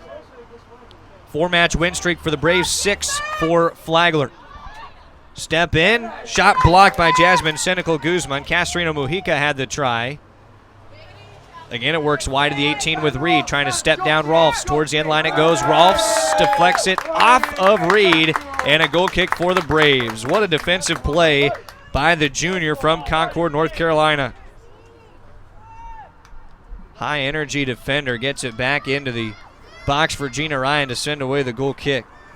Shots on goal are even, 7 aside. Saves even, 6 aside. 2 more fouls by UNC Pembroke at 6-4. Corners are also even at 6 aside, and the offsides are even, 1 aside. Along with that score, these two teams have been super even. Christine Rolfs whistled for a foul here and given a caution. The yellow card coming out. Player who hit the deck was Maria Castorino Mujica. First yellow card at the just under 20-minute mark. 19:56 left on the clock. Yellow number 6 for UNC Pembroke this year. Free kick coming from Brooke DeLauder, the senior from Fleming Island, Florida. Has the 3 assists in her career against UNC Pembroke. Sends it in. Gina Ryan, paws high for it, makes the catch off of one tip. Tipped it to herself in the 71st minute. Gina Ryan continues to have the strong half for the Braves, facing the nation's 13th best scoring offense in Flagler. The official time of that card was at 70:04 for Christine Rolfs.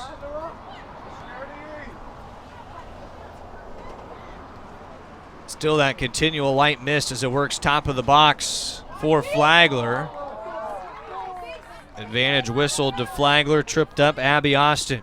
Foul against the Braves, going to set a beautiful free kick opportunity for Flagler from outside the 18th. Maybe sitting, I could say about 24 out. Charlene Nowotny, who's had the couple beautiful tries in the half, both denied by Gina Ryan, will set up for the free kick. From Marburg, Germany. The line set back for the Braves. They'll get their 10 paces back. Here's the go for Nowotny. Kick at Ryan. Punched high. Gina Ryan kept it out of net.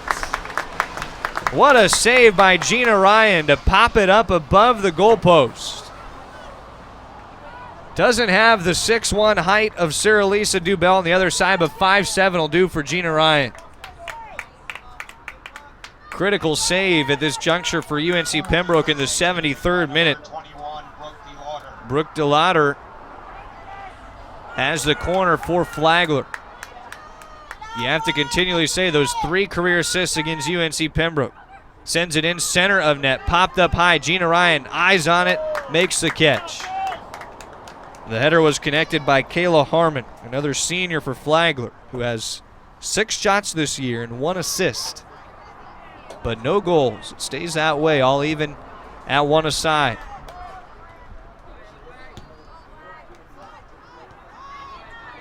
In the midfield, the rain starting to pick up a bit and the breeze blowing as well at LREMC Stadium. Beautiful morning turned afternoon for soccer. You like the intensity of the rain, the intensity of these two sides. Haley Stewart fouls Katie Reed. 20 shots for Flagler. They put together one of the toughest attacks against the Braves. Of 182 shots now in the year, 34 goals for Flagler. DeLauder sets up on the free kick. Everybody waiting top of the box. Punches it in towards Gina Ryan. An offsides flag is up. Ryan is up trying to get to the ball. The whistle comes. The Braves will be able to reset it. Just over 15 minutes remaining in the second half. 1-1, match all even. Second minute goal for Theo Fastano. If you're just joining us, the 18th of her career, had Flagler up ahead 1-0, and then the Braves in the 13th minute from Stacy Scott equalized on a header. And we've held even ever since. Charlene Nowotny, a step right, dances over the ball, works a little more space in the 18 now. Right-footed shot, popped high by Cynical Guzman. Rolfs keeps it in on the inline for a moment, fighting with Nowotny, and Guzman clears it. Nowotny is slow to get up, still laying on her back by the inline. Flag is going towards Flagler. Clock will be stopped with Nowotny still down. The bench will be given the opportunity to take a look at the sophomore. She gets up now. Will start to walk away.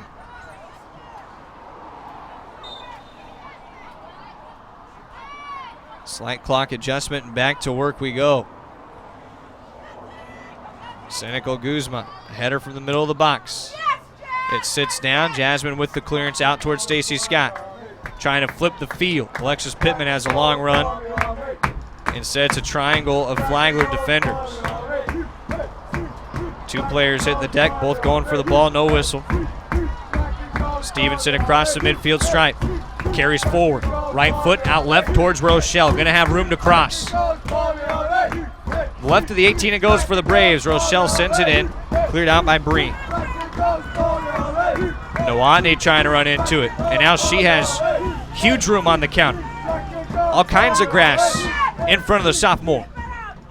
Off to her left side towards Fastano at the earlier goal. Again, it's Jasmine Cynical Guzman winning the defensive battle at the top of the box. What a second half we are having. It's felt of late like Flagler has had the dominating possession control on the Braves on their half. But UNC Pembroke, behind Gina Ryan, has been able to keep this even. Always helps to have the conference's best goalkeeper. Stevenson collides with Nowotny again down to the grass inside the box. No whistle is coming. Katie Ryan trying to help her out. Nowotny grabbing for a shoulder. Ball's headed near midfield. Pittman wanted Kate Weisner. Annie Breen stepped up and got it. Nowotny's back to her feet. It's one of those 4 forwards along with Fastano. Couple times Nowotny's hit the grass.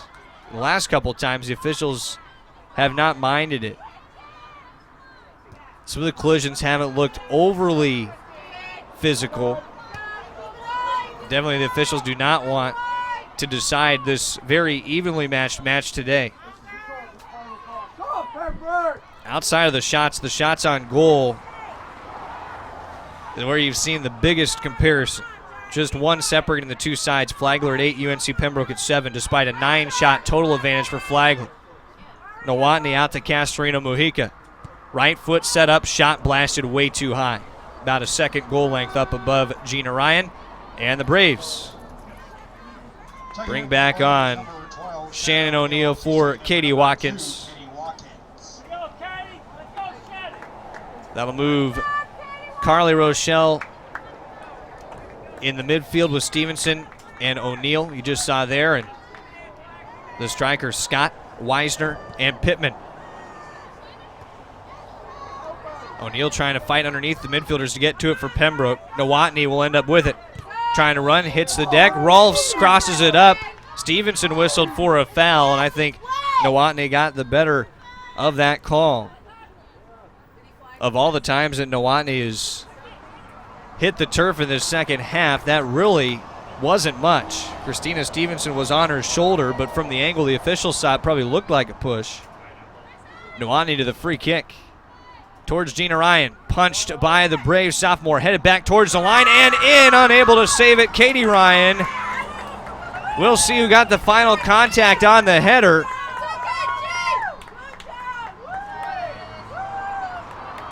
It might have been Katie Reed.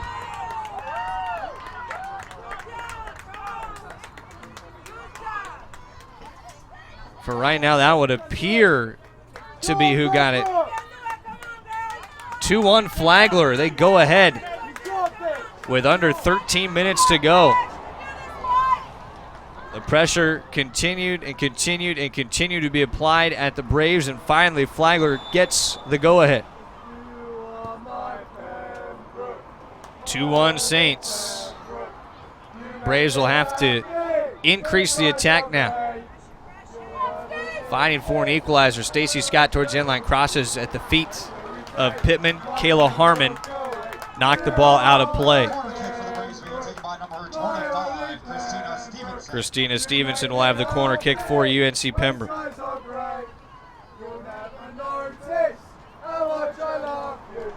We'll wait for the official ruling. For right now, believe it was Katie Reed on the goal credit for Flagler.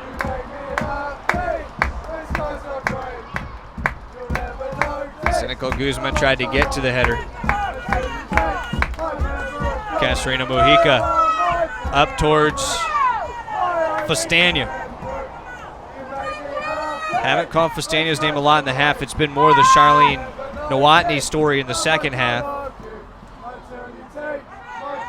Back towards Castorina Mujica, and the play forward intended for Fastania ends up in the hands of Gina Ryan.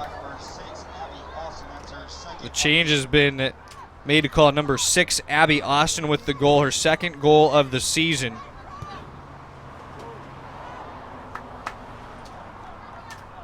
Austin has never not started a match at Flagler, an important time to pick up her second goal of the year. Her header that had the soft bounce past Christine Rolfs on the back line after it was over the head of Gina Ryan has Flagler to a goal advantage, nearing 10 minutes to play. Saints with the throw upcoming. Gina Ryan has made 7 saves against 22 shots, 9 of those shots on goal.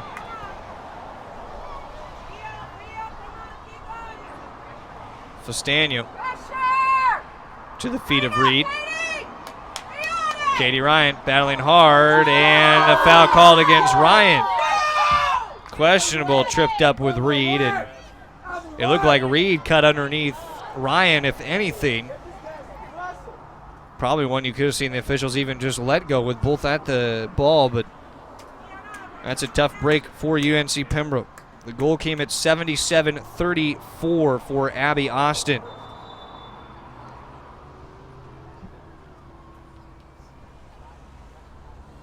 Charlene Nowotny at box, deflected, headed wide by Maria Castorina Mujica. Whistle to midfield. Subs will be let in for both sides. Riley Searing for UNC Pembroke to give Stacy Scott a moment. I would expect it to be just a moment for Scott. Trying to get one more quick burst of life. Lexi Messick is in, a junior defender for Flagler. Takes the spot of Katie Reed. Under 10, 9 minutes. What the Braves will have left to work with to try to find an equalizer.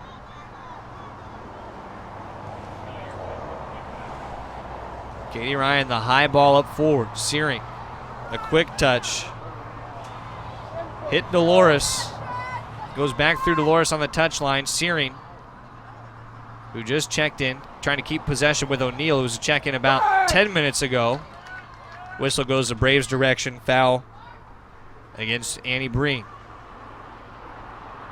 Push down Shannon O'Neal to the turf. So Katie Ryan throws. Pittman around one, knocked out by Kayla Harmon. Braves will try to set it up again. UNC Pembroke in the half, not a lot by way of shots, just 3 shots in the half. Flagler kept the pressure on offensively. Dubel, what a save. Most importantly, to keep it from bouncing up to Kate Weisner on the back end. Trapped it against the grass. 8 minutes now left for the Braves. Searing by the touchline. It's kept in. Turns it, well, tried to turn it off the foot of Morgan Vidrine. But the only contact from Searing. Goal kick coming for Flagler. Flagler had this match with UNC Pembroke. They'll continue on the road at Rollins in non-conference action in just 3 days' time on Saturday. Substitution for Flagler. Fio Fustano gets a moment. Maya Russack-Crater back for Flagler.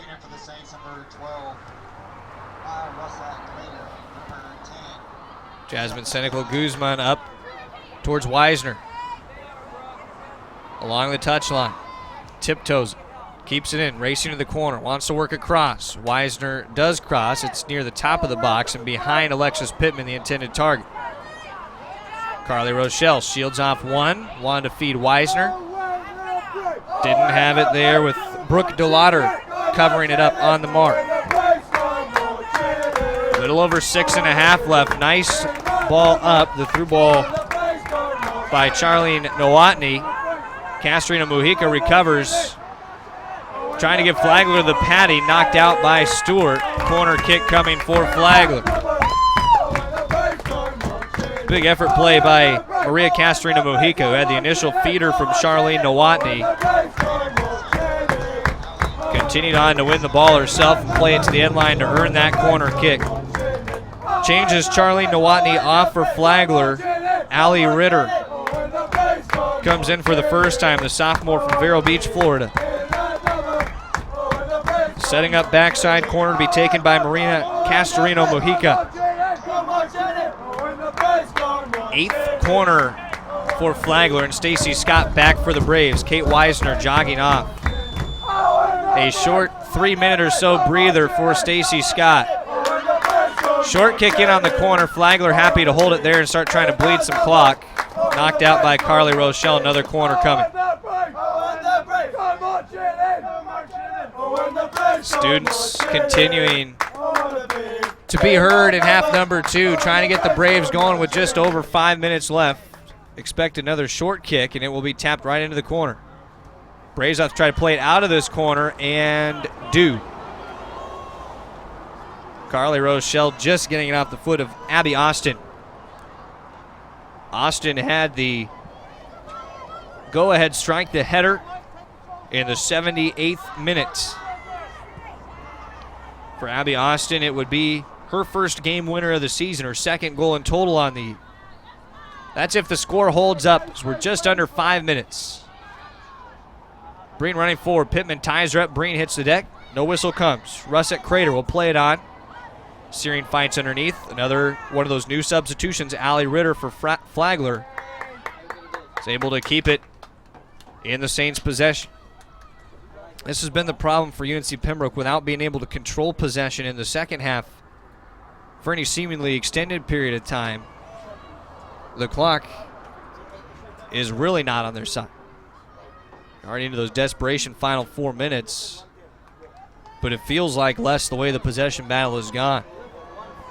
Ritter will have another throw coming. Every time Flagler can get this ball out of play, just shave a couple more seconds. Into that corner again it goes. Flagler has gone into the time-killing scenario. Here comes the goal kick for UNC Pembroke. Ritter unable to hold it by that corner flag. Braves need possession off this goal kick. Ryan sets it up. Knows she has to operate quickly. This will be an important try to win it. Header for a second was won by Rochelle. Knocked out of play by Abby Austin. Austin the goal in the 78th minute. Fastano in the 2nd minute. Stacy Scott back in the 13th for the Braves, but they need an equalizer. Throw found the foot of Lexi Messick.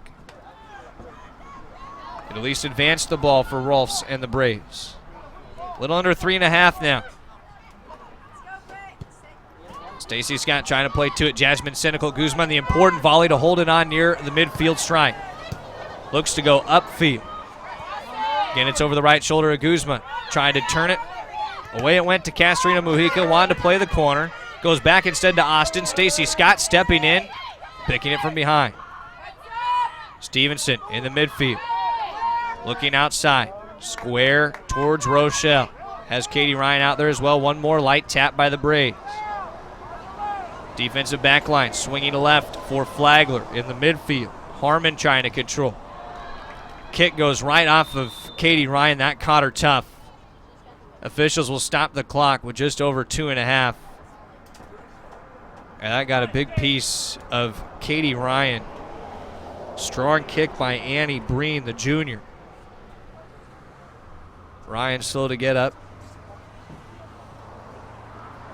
Training staff in that area along with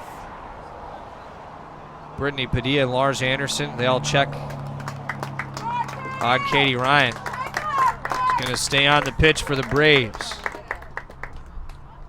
2:35 in time remaining for UNC Pembroke. They do not have possession right now. Throw for Flagler. Searing the volley on the throw-in. Popped it up high. Rochelle. Header to keep it alive. Ryan bounces it off the heels of one to Stevenson. Going out wide. Rolfs. Long run to get to it ahead of the touchline and does. Into the attacking half. Quick play up forward. Popped out by Kayla Harmon. Fresh ball for Rolfs. Throws towards the corner. Pittman trying to get it there. Braves want to set up an opportunity to try to win the corner kick. Pittman knocked it off the foot of Lexi Messick. So a corner for the Braves. Huge play by Alexis Pittman, the freshman. To bait Flagler into that corner, Christina Stevenson, under 2 to go, will set up the corner kick. Braves might want to take their sweet time. Converted on a corner in the 13th minute to Stacy Scott from Christina Stevenson. They can do it again. They'll find an equalizer in the closing moments of regulation. Backside post it goes. Scott had the header. Down on the ground, cleared off the back line by Brooke DeLauder to the left of her goalkeeper, Sarah Lisa Dubin. Braves have the throw far side. Cross sent in. Nearing the feet of Rochelle with the right foot. Keeps in the box. Stacy Scott with the right foot. Over Dubel and in, and the Braves have equalized. A brace for Stacy Scott. And we're back at 2-2 with just over a minute to play. What a play by Carly Rochelle to first get it in the area of Stacy Scott, and she finishes over the keeper, Sarah Lisa Dubel. What a finish brewing in Pembroke.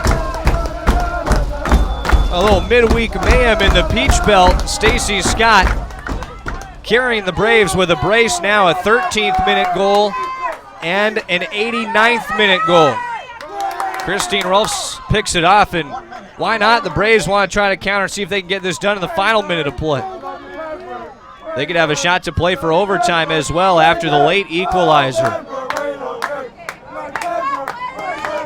Crowd is into it. 5th goal of the year for Scott. Senecal Guzman clearing it off the line. The top strikers for Flagler on the bench right now. Searing tripped up near midfield, advantage signal to the Braves. They're trying to continue to play it forward. Off the back of a defender, now under 30 seconds. Pittman trying to get to it with a left foot. Now Rochelle, a chance to thread it. Pittman trying to get to a through ball. Cleared off the side by Lexi Messick. About 15 seconds left for the Braves in the half. Rolf's trying to get up to a spot where she can get the throw in. Braves trying to desperately get an opportunity. Pittman towards the box, nearly tripped just outside the box. Stevenson, a shot as time expires, and a little wide to end regulation in Pembroke. How about that? An 89th minute equalizer at 88-47 for Stacy Scott.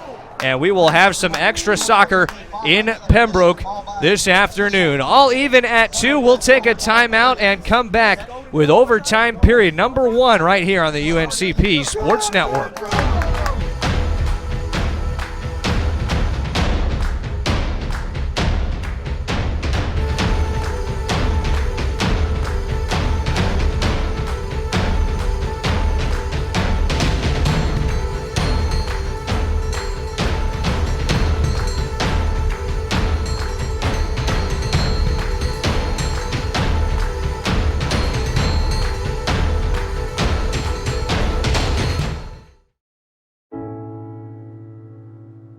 I guess sometimes things just happen. Devastating things.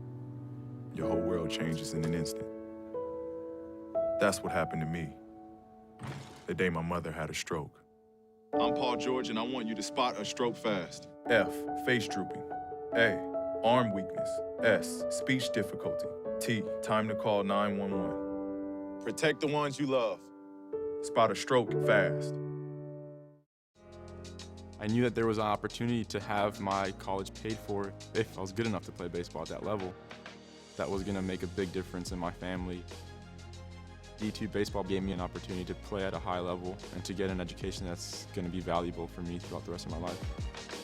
I chose to take my experience of being a student athlete and pursue that within my career and to get a master's degree.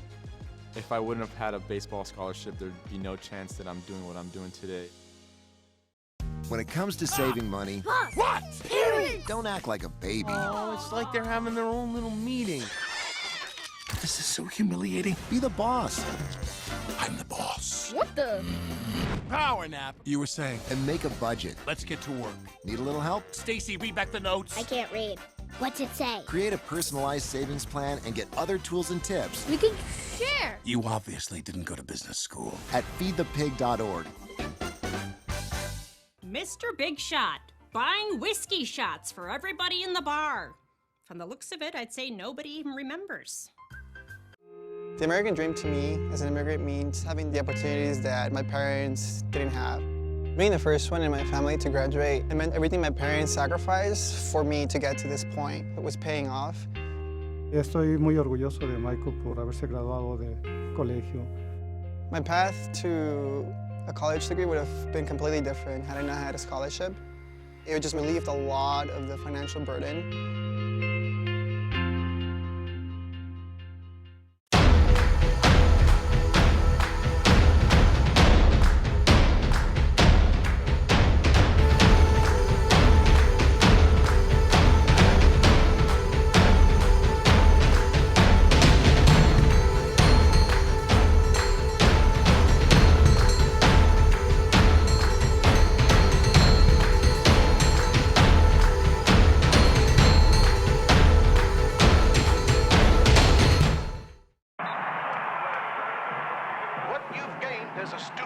Just as important to you as what you did as a player. As long as you know that you made the effort to do the best of which you're capable, there's no failure. Success on 3. There are over 400,000 NCAA student athletes. And just about all of us will be going pro in something other than sports.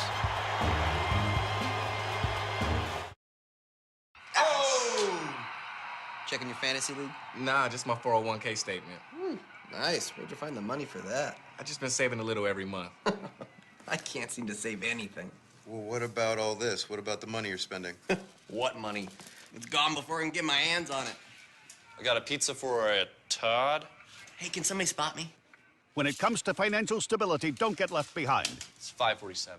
Get tools and tips for saving at feedthepig.org. Back in Pembroke, North Carolina, we are going to overtime. Number 5, Flagler.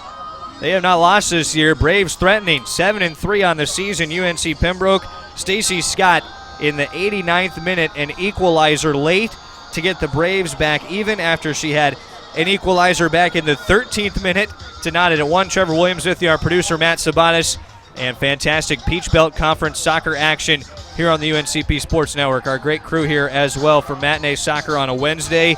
So Stacy Scott has a pair of goals, the brace for the junior. On the other side, Theo Fastano had a goal back in the 2nd minute. In the 78th, it was Abby Austin vying for her first game winner, but that equalizer wipes it away for Flagler. So here we go. 2 10-minute overtime periods is the max that we can go to. We play golden goal here.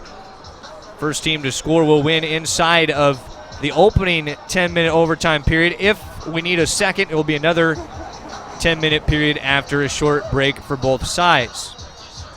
The substitutions at the end of the second half for Flagler, they took off Theo Fastano and Charlene Nowotny. Those couple strikers had been so busy that they want to get some fresh legs on so that they could try to run with the ball clear to the corners. Lars Anderson looked very energetic right before the overtime period. You see his side with some renewed energy. Nowotny and Fastano back on, of course, the story for Flagler. They work at the striker positions along with Katie Reed and Conchi Sanchez, who had the assist on the earlier goal. So here we go, golden goal soccer in the Peach Belt Conference. Undefeated at number 5 Flagler, UNC Pembroke trying to knock off its highest ranked opponent all time in program history. Nowotny has a run towards the box and Stevenson clears it wide. The advantage for Flagler now in that case with Nowotny and Fastano having the breather at the end of the half is that they've had a little extra break before overtime. They're the 2 leading goal scorers on the team and in the Peach Belt Conference. Towards the end line, Fastano, it stays in a low roller, bounces off of Gina Ryan, cleared off by Christina Stevenson. Nearly disaster for the Braves. Clock will be stopped as Gina Ryan is checked on by the near side post. Took a tumble, rung a ball from Fastano, but behind it, Christina Stevenson to get the final clearance. So 43 seconds into overtime. Katie Ryan trying to get a ball away from Theo Fastano, and a foul whistled against Ryan. Fastano slow to get up, still laying on the turf. The clock will not stop here, to continue to go. Fastano now up and walking away, and 1 minute gone in our first overtime. This resets it. Gina Ryan. Nobody in front of her right now. With Charlene Nowotny to take the kick. Headed up by O'Neal. Bumps it outside. Searing looking for a little room. Wanted to clear. Nice hold in by Dolores Tabrine. Now the takeaway by Rochelle. Trying to start the counter as Alexis Pittman. Lots of speed for the freshman. One player to beat. It's going to be out of the pitch by Morgan Vidrine. I mean all the way out of Lumbee River EMC Stadium and across the street here in Pembroke. Luckily, a spectator from outside is able to go across and grab it. New ball down to our right for Katie Ryan. She'll throw in for the Braves. 2 minutes gone in overtime towards the corner. Alexis Pittman and knocked out by Morgan Vidrine.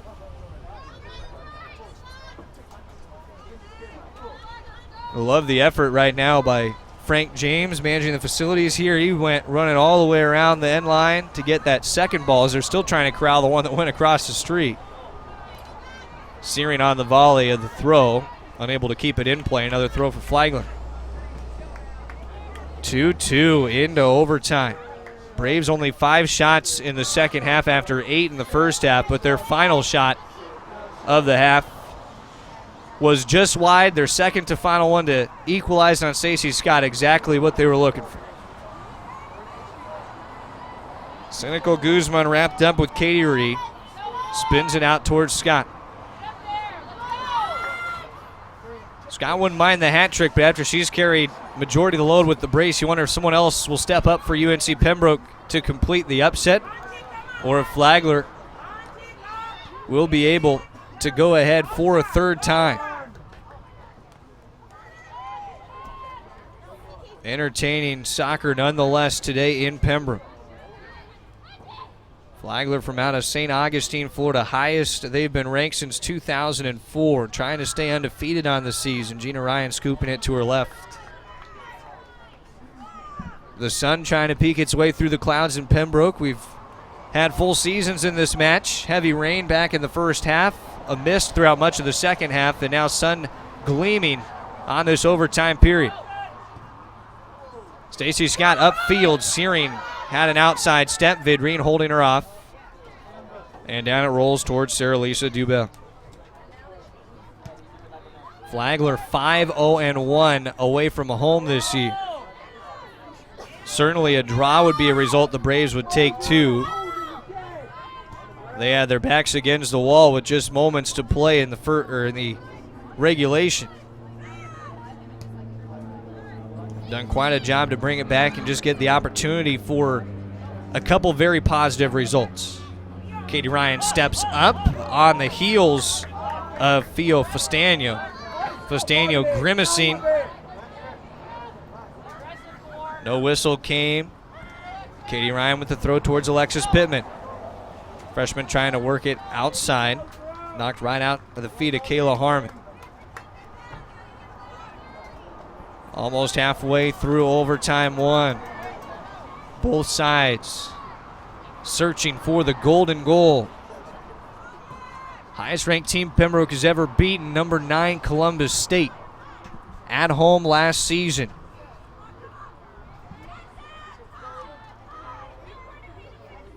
Towards the end line, Pittman knocked out again by Harmon. Another throw for the Braves. Continues to mount in overtime. Line throw to Pittman. Bounces softly at the feet. Tried to turn it off of Harmon, but missed. Goal kick coming for Flagler.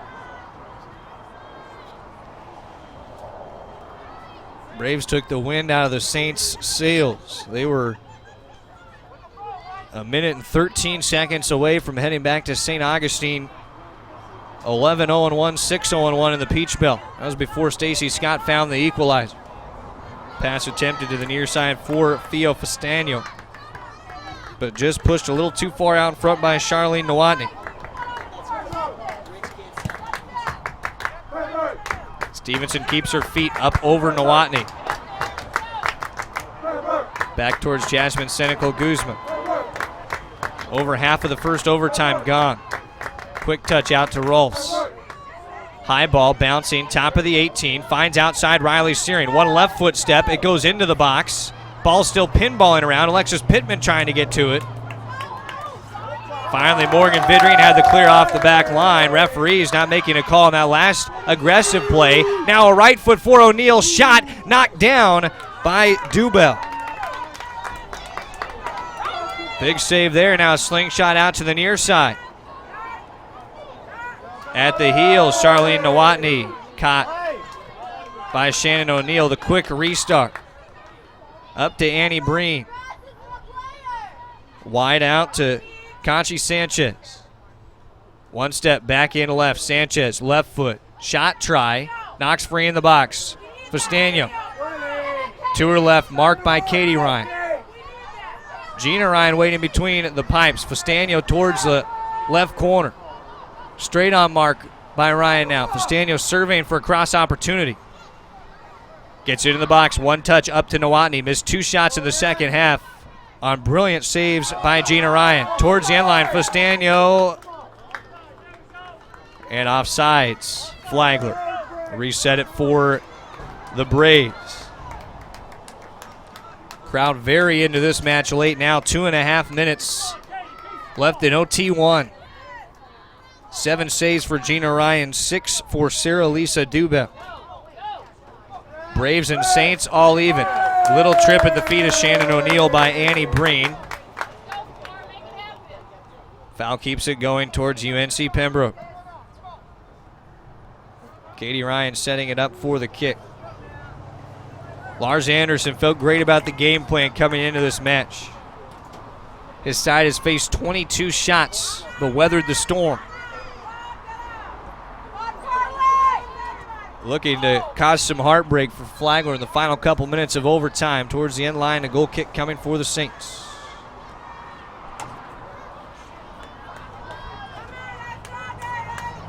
Lights on in Pembroke. Dubel on the grass, right at the feet of Dolores. Back to Vidrine. Fostano, pretty play off the heel, flicked it up to Abby Austin. Austin had the equalizer back in the go-ahead back in the 78th minute. Was in line to be the game winner until Scott's equalizer. Up comes Haley Storp from the back line. Pittman shields a defender, has room to carry forward. Might try to do it herself. The freshman takes a tumble halfway down the attacking side. Crashed into Morgan Vidrine, no whistle.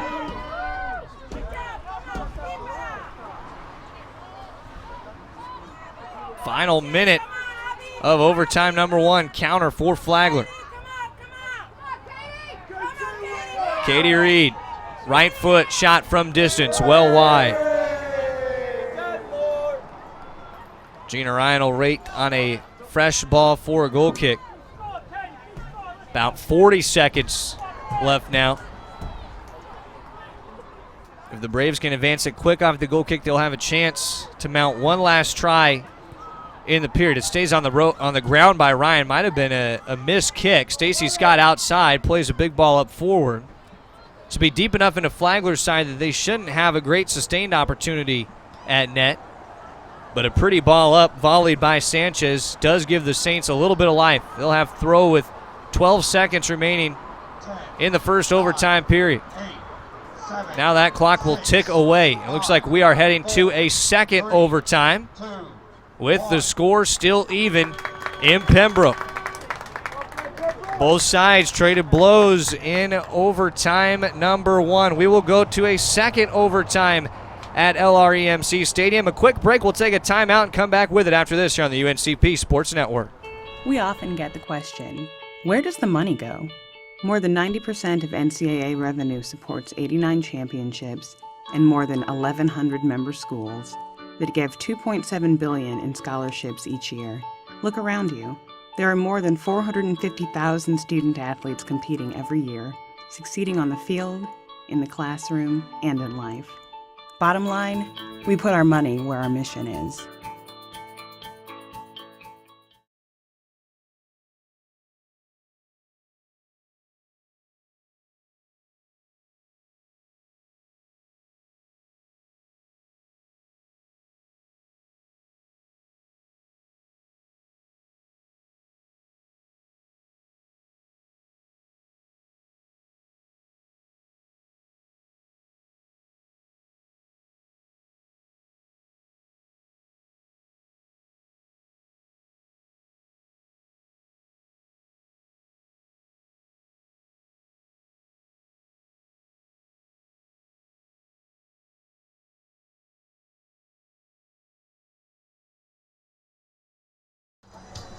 In Pembroke, headed to a second overtime. Trevor Williams with you, Matt Sabatis, our producer, UNC Pembroke, and Flagler College. The Saints, number 5 team in the country, trying to weather maybe at this point for just a draw as their result. 10-0-1 on the year. UNC Pembroke, winners of 4 straight matches, trying to pull the biggest upset in program history by rankings. There's Lars Anderson talking to his side, getting them ready for the final 10 minutes of this battle. If you're just joining us, you've missed a great one. Stacey Scott, 89th minute equalizer after Abby Austin had a go-ahead in the 78th minute for Flagler. Initial goals back in the first half, second minute for Fio Fostano, and 13th minute for Stacey Scott, part of her brace in Pembroke. For Scott, 17 career goals. There's one of the leading attackers in the story of the second half for Flagler, Charlene Nowotny. 2 huge shots at Gina Ryan, and 2 of Ryan's big 7 saves.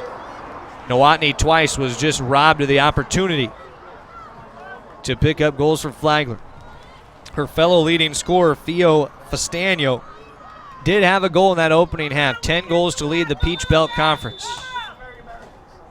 We'll see who can etch their name into the record books in the second of our overtime periods. Golden goal is in play. Flagler opens with possession in the half. Christine Rolfs with a left foot, touching to it.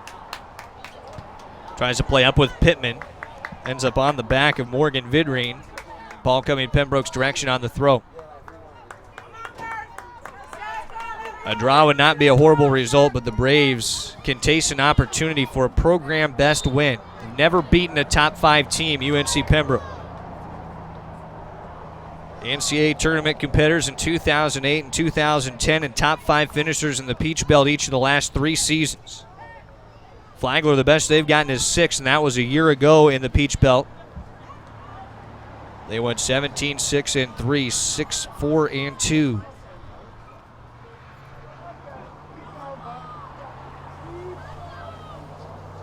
Braves set it up. Katie Ryan on the free kick.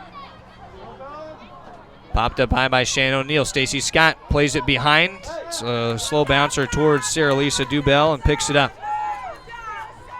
Pittman was down on the grass inside the penalty area as well. Theo Fastano having room, calling for it forward. New addition, Addie Foster. Foster collided with Rolfs. Officials giving a talking to Foster for a moment. Now checking on Rolfs to make sure she's okay. Addie Foster went running right into the ball and took a square shot right at Christine Rolfs. There's Rolfs up and moving. Be a slight limp, and this has been a long match for these two sides. Into the 102nd minute, almost 103rd minute.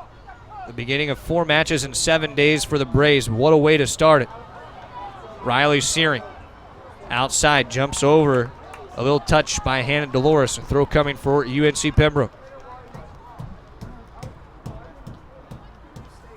2-2, Braves hunting for a golden goal. Katie Ryan has the throw-in, got her first career assist ahead of Carly Rochelle's helper on Stacy Scott's equalizer in the 89th minute. Pittman turning it at net.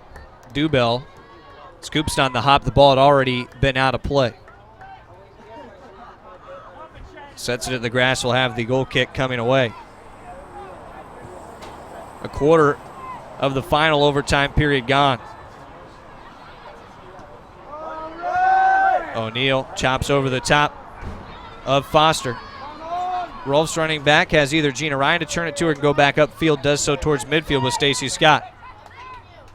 Left-footed towards the touchline. Scott surveying, now looking behind.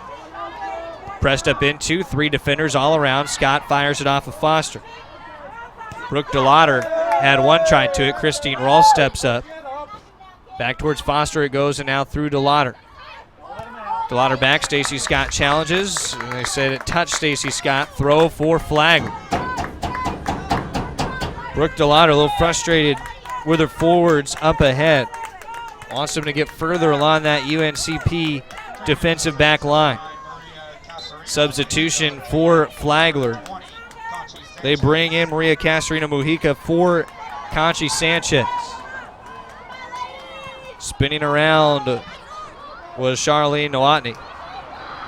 Last forced out by the Braves. DeLauder throwing from a little closer to the attacking third. Rolfs in a big battle with Castrina Mujica. Clears out of play, and now Rolfs cramping. Rolfs lays back. The official's going to stop the clock in this spot in overtime number 2. Christine back to her feet as quick as she can get to him.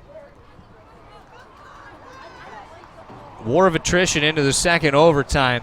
Humid, rainy, and a lot of energy expended between the two sides. 2-2 in overtime. Nowotny step inside, looking for a cross off of Stacy Scott, and a corner coming for Flagler. Charlene Nowotny will take it. We've told you no goals on corners for Flagler this season. 66 times they've lined it up from the corner flag. Can they put it home in overtime number 2? It's popped up, header high off of Kayla Harmon. So 67 corner kick tries without a goal for Flagler. 2-2, Rolfs will take the kick for Ryan by the goal. Half volley, one play up to Charlene Nowotny. Down towards the end line it goes. Castorina Mujica was there with Christine Rolfs. Rolfs had the clearance out of play. Halfway through second overtime. 2-2. One pop up, Carly Rochelle collides in the box. Fostano down in the box. Officials not calling anything there. Fostano leaned into it and hit the grass and trying to sell it. And now the official giving a talking to Fio Fostano. Not going for a few of these times that the players have hit the deck.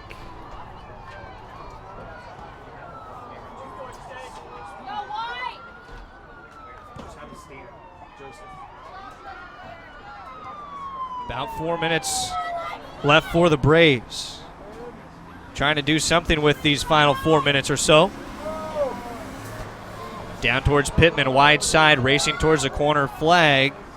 Morgan Vidring to clear it out. Tripped up with Pittman. No flags or whistles coming. Stays along that far side. Braves are 4 minutes from earning a draw with number 5 Flagler. Flagler, one draw earlier this year, September 16th at Young Harris in Peach Belt play.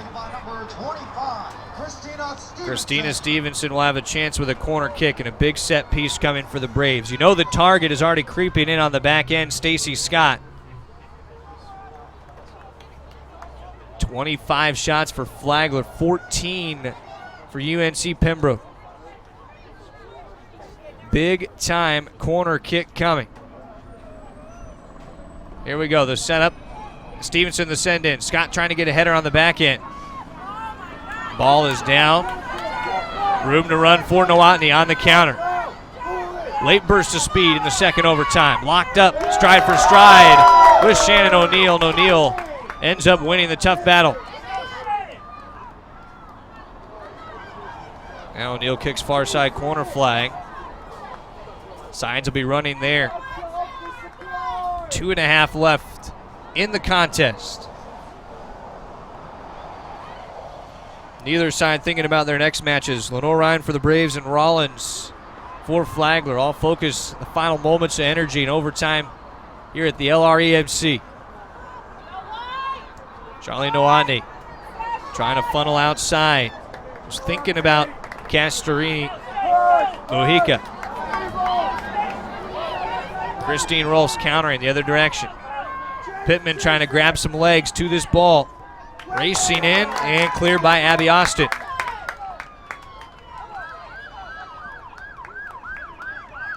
Now a throw coming for UNC Pembroke. They get it into Carly Rochelle.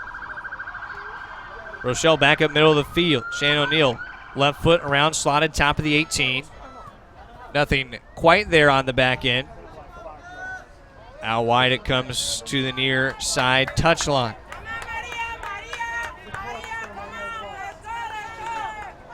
About a minute and a half now left for the Braves. Cleared out by Abby Austin. Austin, the big goal in minute number 78. Scott, the equalizer in the 89th. First goals in the second and 13th minutes for either side. Comes into Pittman. Tries a soft redirect. Too soft on that wet surface. Jasmine Cynical Guzman. Big step up. Bounces it off of Castorino Mujica. Mujica slow to get up. Katie Ryan trying to head it forward towards Stevenson. Wraps around Nowotny. Stevenson keeps her feet while Nowotny's down to the turf. Braves running hard towards the box, trying to play backside. Cleared out by DeLauder. Stacy Scott was trying to threaten on that end. 2-2. Under a minute now left. Into the corner, Alexis Pittman.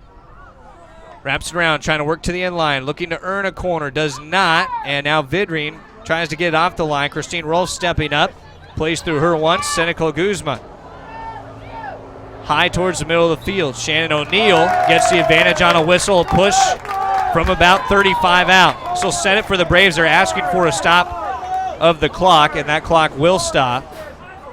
And a card has been issued as well to Flagler for trying to delay the contest with under 30 seconds. So the Braves to set up, they have put 21 seconds on the clock. It was a yellow card against Katie Reed. Braves will set this up. They will get the clock start, and they have the free kick. Katie Ryan to take it. Just got her first career assist at the end of regulation. Pops it in. Alexis Pittman. There was a hand on her jersey. Ball is pinballing free. Stacey Scott with a left foot trying to get to it. Maybe knocked it off of Vidrine. Out the end line it goes. Braves having a race for a corner. They have 10 seconds left to try to get it done. Desperately scrambling to set up. 6 seconds left. Christina Stevenson sends it high. It's into the hands of Sarah Lisa Dubell. And then Dubell collides with a Braves attacker, and that is the end of this contest. Flagler and UNC Pembroke go the distance in Pembroke today. And you could call it a split decision. 2-2, but what a result for the UNC Pembroke Braves to come climbing all the way back to equalize in the 89th minute. This was a gutsy performance for the both sides. Flagler will remain undefeated, their second draw on the season. UNC Pembroke at 7-3-1 now and 4-1-1 in the Peach Belt. This was a game to behold. Flagler and UNC Pembroke, a very good one this afternoon in Pembroke. Our crew very happy to bring this to you for 110 minutes today. We'll recap the stats here very quickly. 5 shots east for Charlene Nowotny and Theo Festano. They were the leaders. Festano had the goal back in the second minute, then a goal for Abby Austin in minute number 78. Austin ended up with 2 shots, as did Annie Breen. And then 6 for Katie Reed, who was a reserve player today. 3 for Maria Castrino Mujica and 1 for Annie Habib, along with 1 for Kayla Harmon.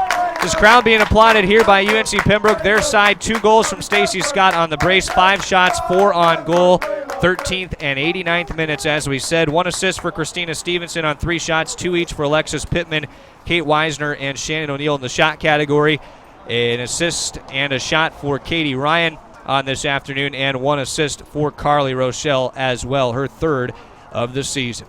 That's a final in Pembroke, 2-2. It finishes up all even for our great crew and our producer, Matt Sabanis. This is Trevor Williams wishing you a pleasant rest of your afternoon on the UNCP Sports Network.